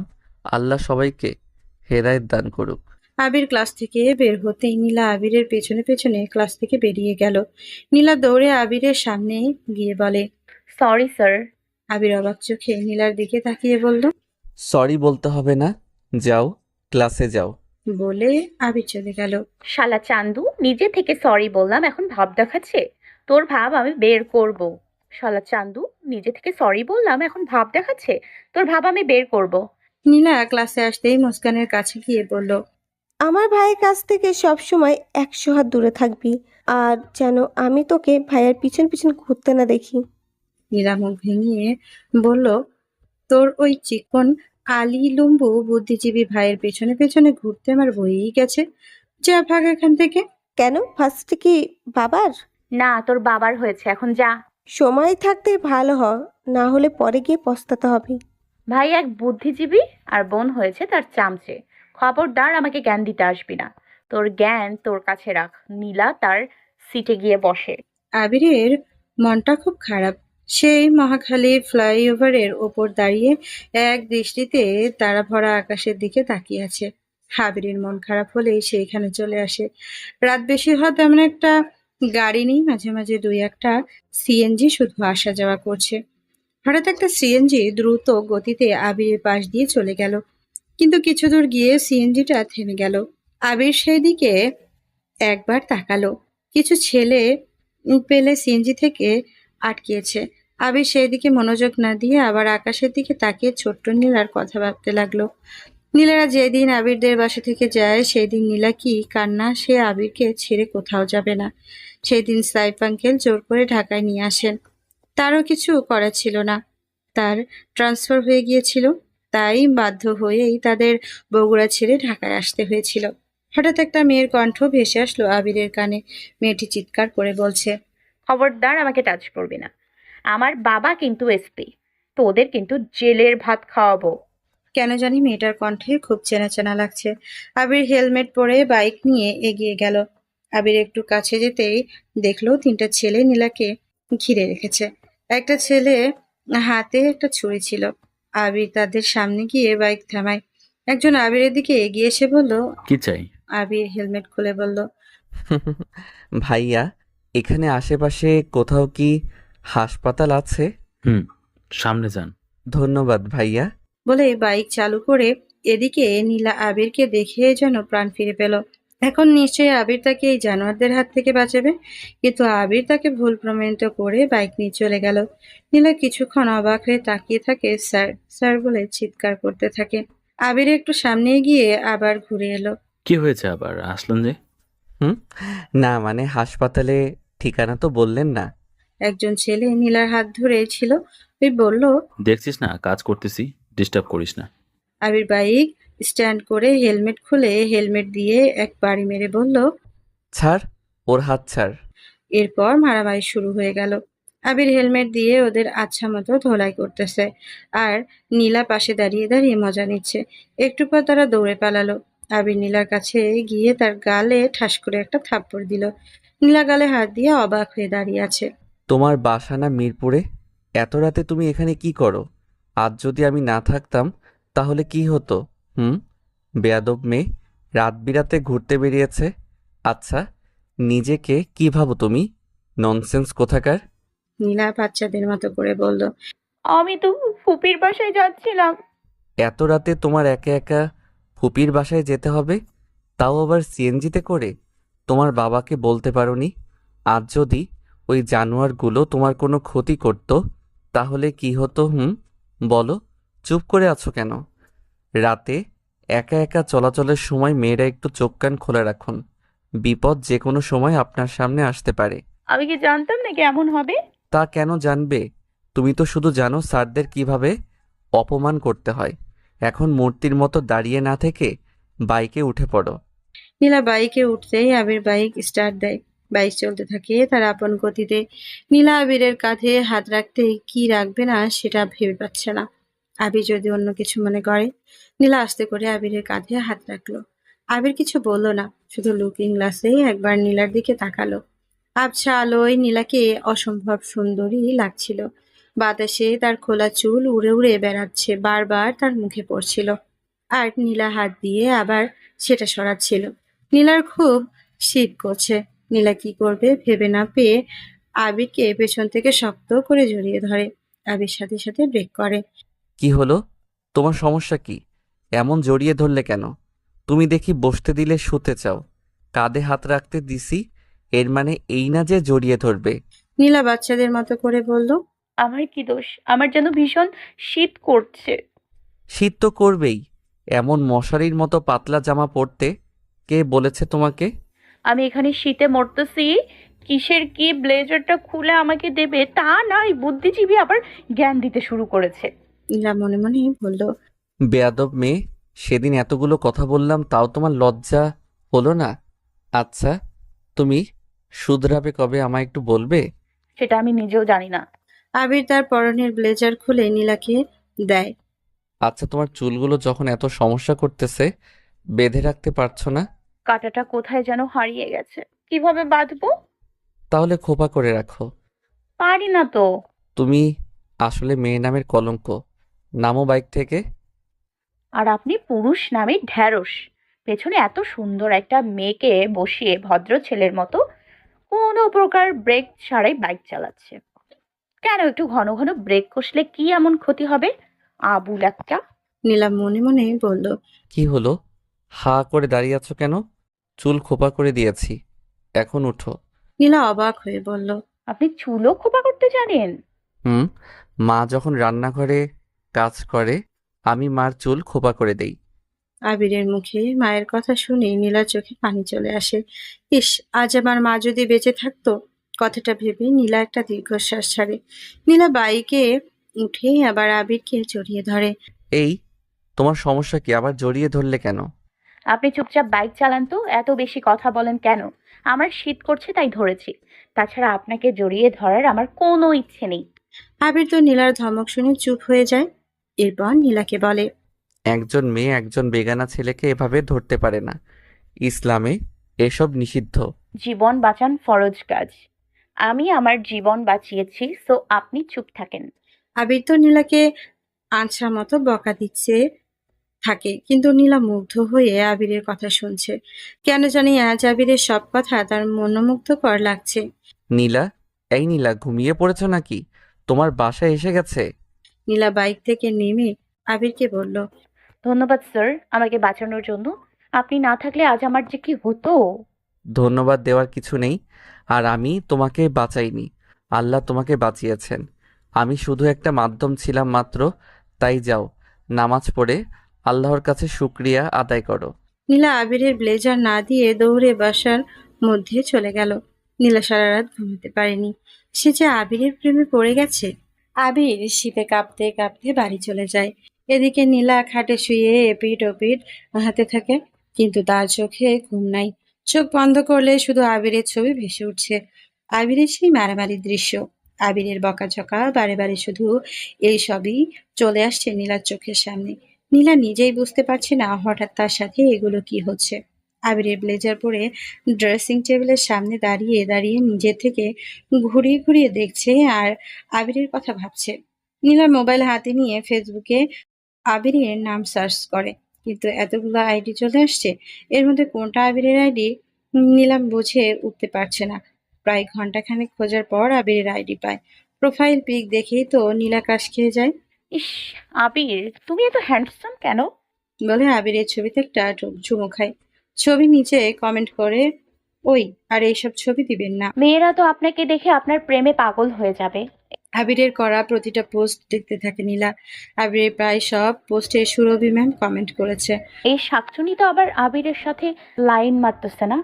কথাটা নীলা মেনে মনে ভাবে, যদি এমন কিছু হয় তাহলে নীলার কি হবে। হুট করে নীলা মুস্কানকে ফোন করে। আচ্ছা, তোর ভাইয়ের কেমন মেয়ে পছন্দ রে? মুস্কান ঘুমের ঘুরেই বলে। যারা পর্দা করে, 5 ওয়াক্ত নামাজ পড়ে তাদের। নীলা থ্যাংক ইউ বলে ফোনটা কেটে দেয়। এদিকে মুস্কান কিছু বুঝতে পারেনি ঘুমের ঘরে এসে কাকে কি বলল। নীলা কাবার্ড খুলে একের পর এক কাপড় বের করতে লাগলো। নীলা কাবার্ডে শুধু জিন্স আর টপ ছাড়া কিছুই নেই। নীলা নিজের উপরে খুব রাগ হচ্ছে। কেন সে একটা বোরখা কিনলো না? এত রাতে অনলাইনে অর্ডার করলে তো আজ আর পাওয়া যাবে না। নীলা সারা রাত ঘুমাতে পারেনি। সে যে প্রেমে পড়ে একটি মহামারী রোগে আক্রান্ত হয়ে পড়েছে। নীলাকে সালোয়ার কামিজে দেখে ক্লাসের সবাই অবাক হয়ে গেল। নীলা আজ কোনো মেকআপ করেনি, আবার মাথায় ওড়না দিয়ে এসেছে। নীলার হঠাৎ এমন পরিবর্তন ক্লাসের সবাই অবাক হয়ে গেছে। ক্লাসের সবাই বলাবলি করতেছে সূর্য আজ কোন দিকে উঠেছে। হঠাৎ করে নীলা এমন ভদ্র হলো কি করে? নীলা কারো কথা কানে না দিয়ে সোজা মুস্কানের পাশে গিয়ে বসলো। মুস্কান একবার তার দিকে তাকালো, তারপর সিট থেকে উঠে যেতে নিলেই নীলা শক্ত করে তার হাতটা ধরে। দেখ, এতদিন আমি যা করেছি, অনেক অন্যায় করেছি। আমি তোর কাছে ক্ষমা চাচ্ছি। তুই প্লিজ আমাকে মাফ করে দে। তোকে না বলছি তুই আমার থেকে আর আমার ভাইয়ের কাছ থেকে 100 হাত দূরে থাকবি? আরে বাবা, সরি বললাম তো। আচ্ছা, এখন কি তোর পা ধরতে হবে? বল তাহলে, আমি তাই ধরি। তাও তুই আমাকে ক্ষমা করে দে প্লিজ। শুধু তোর ভাইয়ের প্রেমে পড়েছি বলে তোকে সরি বললাম। তাছাড়া নীলা চৌধুরী কাউকে সরি বলে না। নীলা মনে মনে বলল। পা ধরতে হবে না, যেটা বলছিস সেটা করলেই হবে। নীলা মুস্কানকে পেছন থেকে শক্ত করে জড়িয়ে ধরে কানের কাছে মুখ নিয়ে বলে। প্লিজ বোন, ক্ষমা করে দে। এই তো কানে ধরলাম। বলে মুস্কান কান ধরে বলে। আর কখনোই এমন হবে না। মুস্কান মুচকি হাসি দিয়ে পড়ল। থাক, আমার কান হাত ধরতে হবে না, কথাটা যেন মনে থাকে। নীলা মুস্কানের গালে দুটো চুমু দিয়ে। আচ্ছা মুস্কান, একটা কথা বলবি? বল। আবির স্যারের কি কি পছন্দ রে? কেন, ভাইয়া কি পছন্দ করে সেগুলো জেনে তুই কি করবি? না মানে জাস্ট এমনি জিজ্ঞেস করলাম আর কি। আমি কিন্তু অন্য কিছু গন্ধ পাচ্ছি। নীলা কিছু বলতে যাবে তার আগেই আবির ক্লাসে প্রবেশ করলো। ক্লাসের শেষের দিকে আসিফ আবিরকে বলল। আচ্ছা স্যার, সুরভি ম্যাম দেখি সবসময় আপনার খবর নেই। উনি আমার ক্লাসমেট ছিলেন তো, তাই হয়তো। আমার মনে হয় কি স্যার, ম্যাম আপনাকে পছন্দ করেই। একটু আগেও দেখলাম ঘুরে গেল এখান থেকে। আচ্ছা স্যার, ম্যাম কি আপনাকে প্রেমের প্রস্তাব দিয়েছিল? আসিফের এমন প্রশ্ন শুনে আবির সহ ক্লাসের সবাই অবাক হয়ে গেল। মুস্কান কিছু বলতে চাইছিল, কিন্তু আবির তার আগে ক্লাস থেকে বেরিয়ে গেল। এখনকার ছেলে মেয়েদের সাথে ফ্রি হওয়াও যাবে না। কখন কোন প্রশ্ন জিজ্ঞেস করবে, শেষে মান সম্মান সব ধুলোর সাথে মিশে যাবে। আবির মনে মনে ভাবলো। আচ্ছা মুস্কান, সুরভি ম্যাম কি সত্যি স্যারকে পছন্দ করে? ম্যাম তো ভাইয়া বলতে পাগল। কয়বার যে প্রপোজ করেছে তার ঠিক নাই, দুবার তো হাত কেটেছে। কি, ম্যাম স্যারের জন্য হাত কেটেছে? দেখবি ম্যামের বাঁ হাতে দুটো কাটা দাগ রয়েছে। আচ্ছা, স্যারও কি ম্যামকে পছন্দ করে? প্রকাশ্যে তো কিছু বলে না, করতেও পারে। মুস্কানের কথা শুনে নীলার পুরো শরীর চলতে শুরু করলো। আগে এই সুরভির শাকচুন্নিটাকে সাইজ করি, তারপর তোর ভাইকে লাইনে আনবো। নীলা মনে মনে বলল। নীলা প্রায় 15 মিনিট ধরে আবিরের পেছনে পেছনে ঘুরছে, কিন্তু আবিরের বাচ্চা আবির তাকে কোনো টাইম দিচ্ছে না। স্যার, আপনাকে একটা কথা বলার ছিল। তোমার ফালতু কথা শোনার সময় আমার কাছে নেই। কথাটা বলে আবির চলে গেল। শালা বুদ্ধিজীবী, তুই যখন কথা বলবি তখন তোর কথা মন দিয়ে শুনতে হবে। আর আমার দুটা কথা শোনার সময় তোর নাই। আর কটা দিন সবুর করো, তারপর তোমাকে লাইনে আনবো। আমাকে ভাব দেখানো, তোমার ভাব আমি বের করব, বুদ্ধিজীবী। নীলা, আকাশ আর বর্ষা এক গাছের নিচে বসে গল্প করছে। আচ্ছা নীলা, সত্যি করে একটা কথা বলবি? বল। তোর কি হয়েছে একটু বলবি? কয়েকদিন ধরে দেখছি তুই পুরো একদম চেঞ্জ হয়ে গেছিস। নীলার ফোনের গ্যালারিতে ছবি দেখতে দেখতে বলল, আমার মনে হয় নীলা প্রেমে পড়েছে। ধ্যাত, কি যে বলিস না নীলা, তাও আবার প্রেম কখনো সম্ভব না। নীলা একটু রেগে গিয়ে বলল। কেন সম্ভব না? তার মানে তুই সত্যি প্রেমে পড়েছিস? নীলা মুচকি হেসে হ্যাঁ সূচক মাথা ঝাঁকায়। বলিস কি, তা কার প্রেমে পড়লি শুনি? নীলা একটু লজ্জা লজ্জা ভাব নিয়ে বলল। আবির স্যার। কাম সারছে, তুই না স্যারকে দুই চোখে দেখতে পারতিস না? বাট এখন স্যারকে না দেখলে আমার রাতের ঘুম হয় না। শেষ পর্যন্ত বুদ্ধিজীবীর প্রেমে পড়ে গেলি? ওই, ওকে খবরদার বুদ্ধিজীবী বলবে না। ওটা শুধু আমি বলবো। স্যারের সাথে বিয়ে হলে কিন্তু তোকে অনেক কিছু ছাড়তে হবে। স্যার পার্টি পছন্দ করেন না, টপ আর জিন্স পরা চিরদিনের জন্য বন্ধ। দেখবি বাড়ি থেকে বের হতে দেবে না তোকে। আমার কোনো সমস্যা নেই, আমি ওর জন্য সবকিছু ছাড়তে রাজি আছি। আকাশ মেয়ে বলে কি, এই তো দেখি পুরাই প্রেমে হাবুডুবু খাচ্ছে। তাই তো দেখতেছি। হঠাৎ আকাশ একটা ছবি দেখে ফোনটা নীলার দিকে এগিয়ে দিয়ে বলল। এই ছোট্ট মেয়েটা কে রে নীলা? ছবিটা দেখে বলল। কে আবার? এটা আমি। দেখছিস ছোটবেলায় আমি কত কিউট ছিলাম। আচ্ছা, তোর কি কোনো যমজ বোন ছিল? না, আমি একাই, আমার কোনো বোন নেই। আমি না তোর মতো একটা মেয়ের ছবি আবির স্যারের ফোনে দেখেছি। মেয়েটা একটা ছেলের বুকের ওপর ঘুমিয়ে আছে। নীলা আকাশের হাত থেকে ফোন নিয়ে একটা ছবি বের করে বলল। আচ্ছা, ভালো মতো দেখতো, এই ছবি ছিল নাকি? আকাশ ভালো করে দেখে বলল। হ্যাঁ, এটাই তো ছিল। সত্যি? হুম। আকাশের কথা শুনে নীলা তো আনন্দের নাচা শুরু করে দিল। আচ্ছা তোরা থাক, আমি এখন আসছি। বলে নীলা এক দৌড় দিল। নীলা বাড়ি গিয়ে তার বাবার হাতে তার মাথায় হাত রেখে বলল, বাবা, সত্যি করে বলবা আবির স্যারকে তুমি চেনো? সাইফ চৌধুরী প্রথমে বলতে না চাইলেও নীলা জোরে জোরে দিয়ে শেষে বলে দিল, আবির তোর রায়হান আঙ্কেলের ছেলে। দেওয়ালে একটা ছবি টাঙানো ছিল, সেটা দেখিয়ে তাকে বলল, ওই যে ফর্সা নাদুস নুদুস ছেলেটাকে দেখছিস তোর মায়ের কোলে বসে আছে, ওটাই আবির। নীলা ওর বাবার গালে চুমু খেয়ে বলল, বাবা, আমি একেবারে ভালো হয়ে যাব। তুমি শুধু আবির স্যারের সাথে আমার বিয়ের ব্যবস্থা করো। সাইফ চৌধুরী তো মেয়ের এমন কথা শুনে হতবাক হয়ে গেল। নীলা ডাইরেক্ট তার বাবাকে বলবো। সাইফ চৌধুরী তো মেয়ের কথা শুনে অবাক হয়ে যায়। তোর মাথা ঠিক আছে তো? বাবা, আমি ঘুরিয়ে পেঁচিয়ে কথা বলতে পারি না। আমার সবকিছু ঠিক আছে, শুধু মনটা ঠিক নেই। বাবা, আমি আবির স্যারকে ভালোবাসি, আমি তাকে বিয়ে করতে চাই।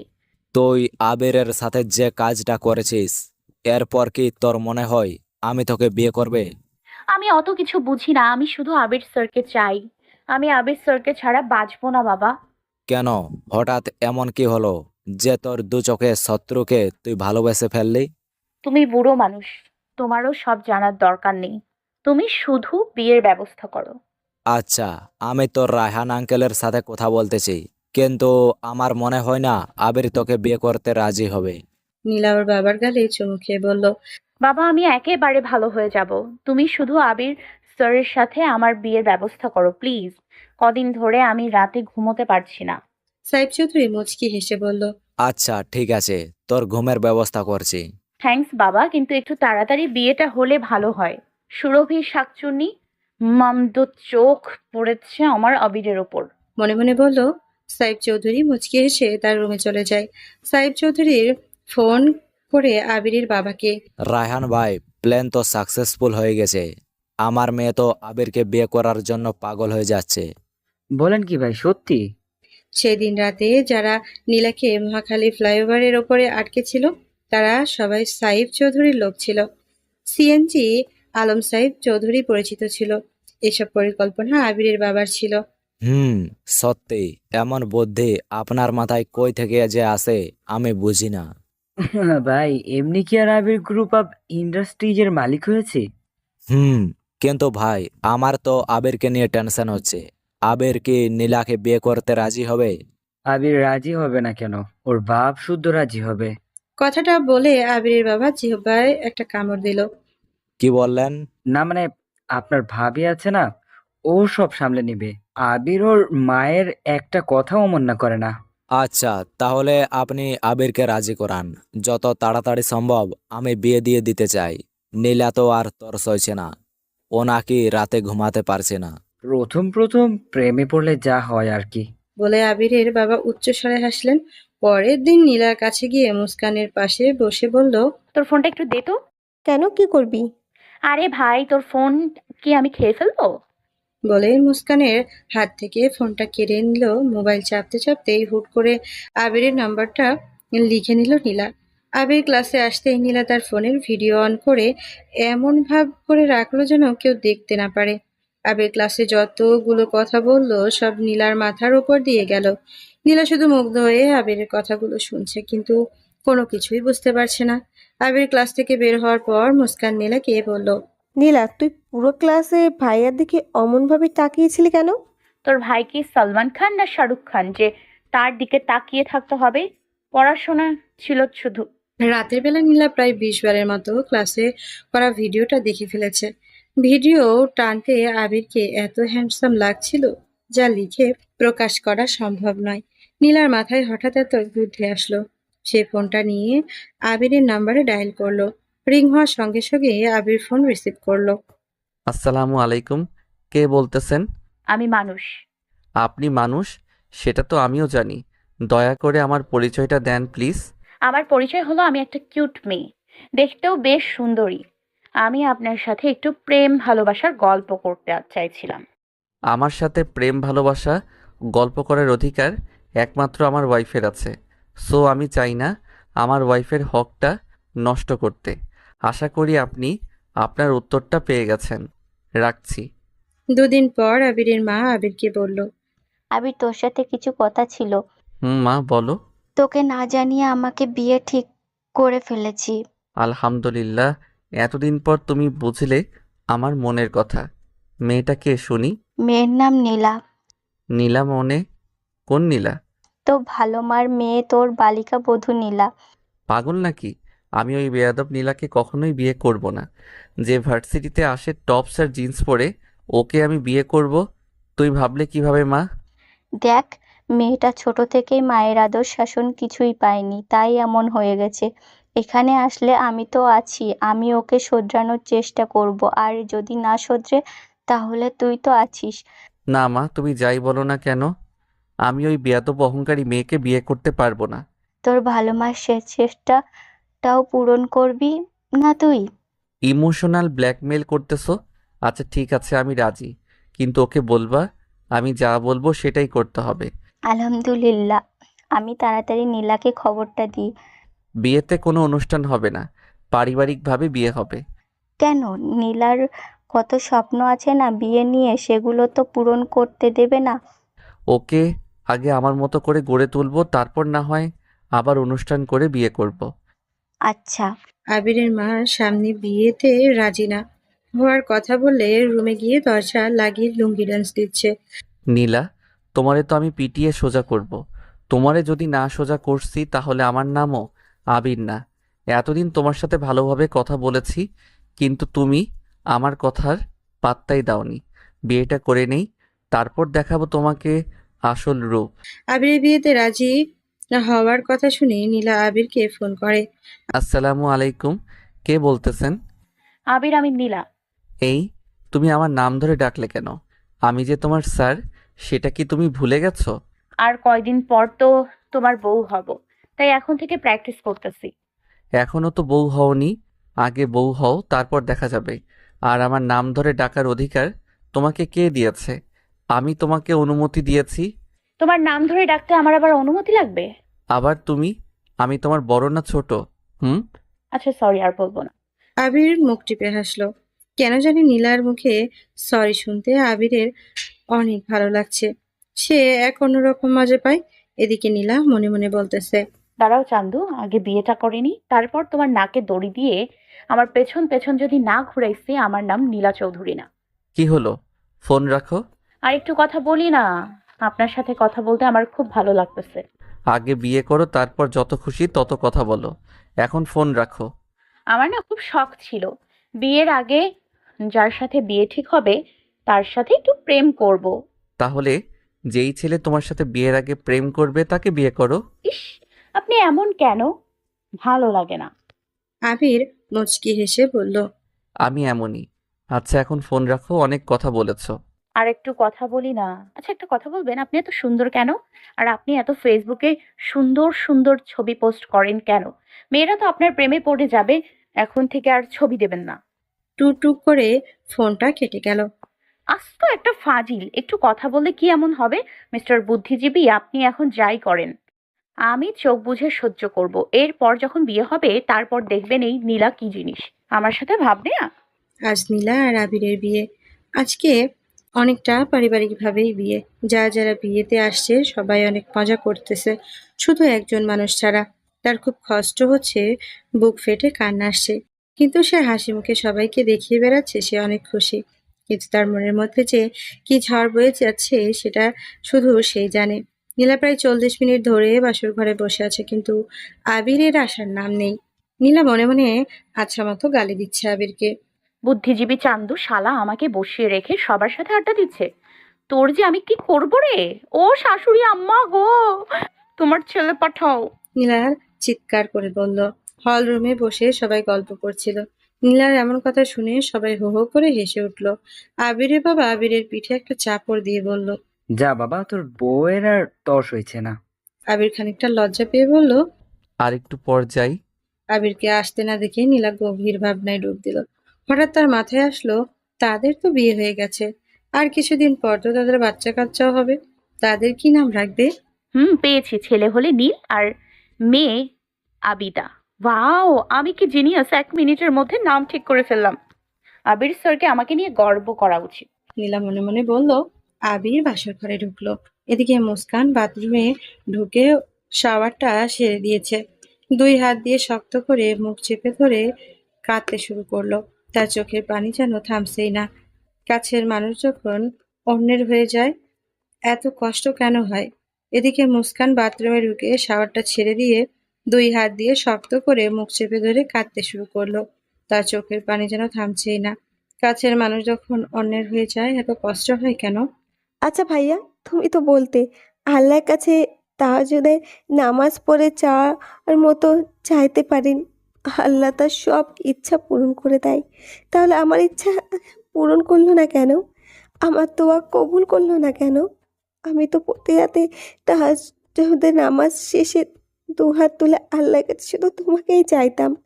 তাহলে আমি কেন তোমাকে পেলাম না? কথাগুলো বলে আরো জোরে জোরে ফুঁপিয়ে কান্না শুরু করে দিল মুস্কান। হ্যাঁ, আপনারা যা ভাবছেন সেটাই ঠিক। মুস্কান ছোটবেলা থেকে আবিরকে পছন্দ করে, কিন্তু কখনো মুখ ফুটে সে কথা বলতে পারেনি। যদি আবির তাকে ভুল বোঝে, তার সাথে যদি সম্পর্ক শেষ করে দেয়, এসব কথা ভেবে সে আবিরকে তার মনের কথা বলতে পারেনি। এখন মুস্কানের আফসোস হচ্ছে, যদি মনের কথা আগেই বলে দিত, তাহলে হয়তো আজ বাথরুমে বসে সবার চোখের আড়ালে কান্না করতে হতো না। মুস্কান চোখের পানি মুছে বলল। দোয়া করি ভাইয়া তুমি নীলাকে নিয়ে অনেক সুখী হও।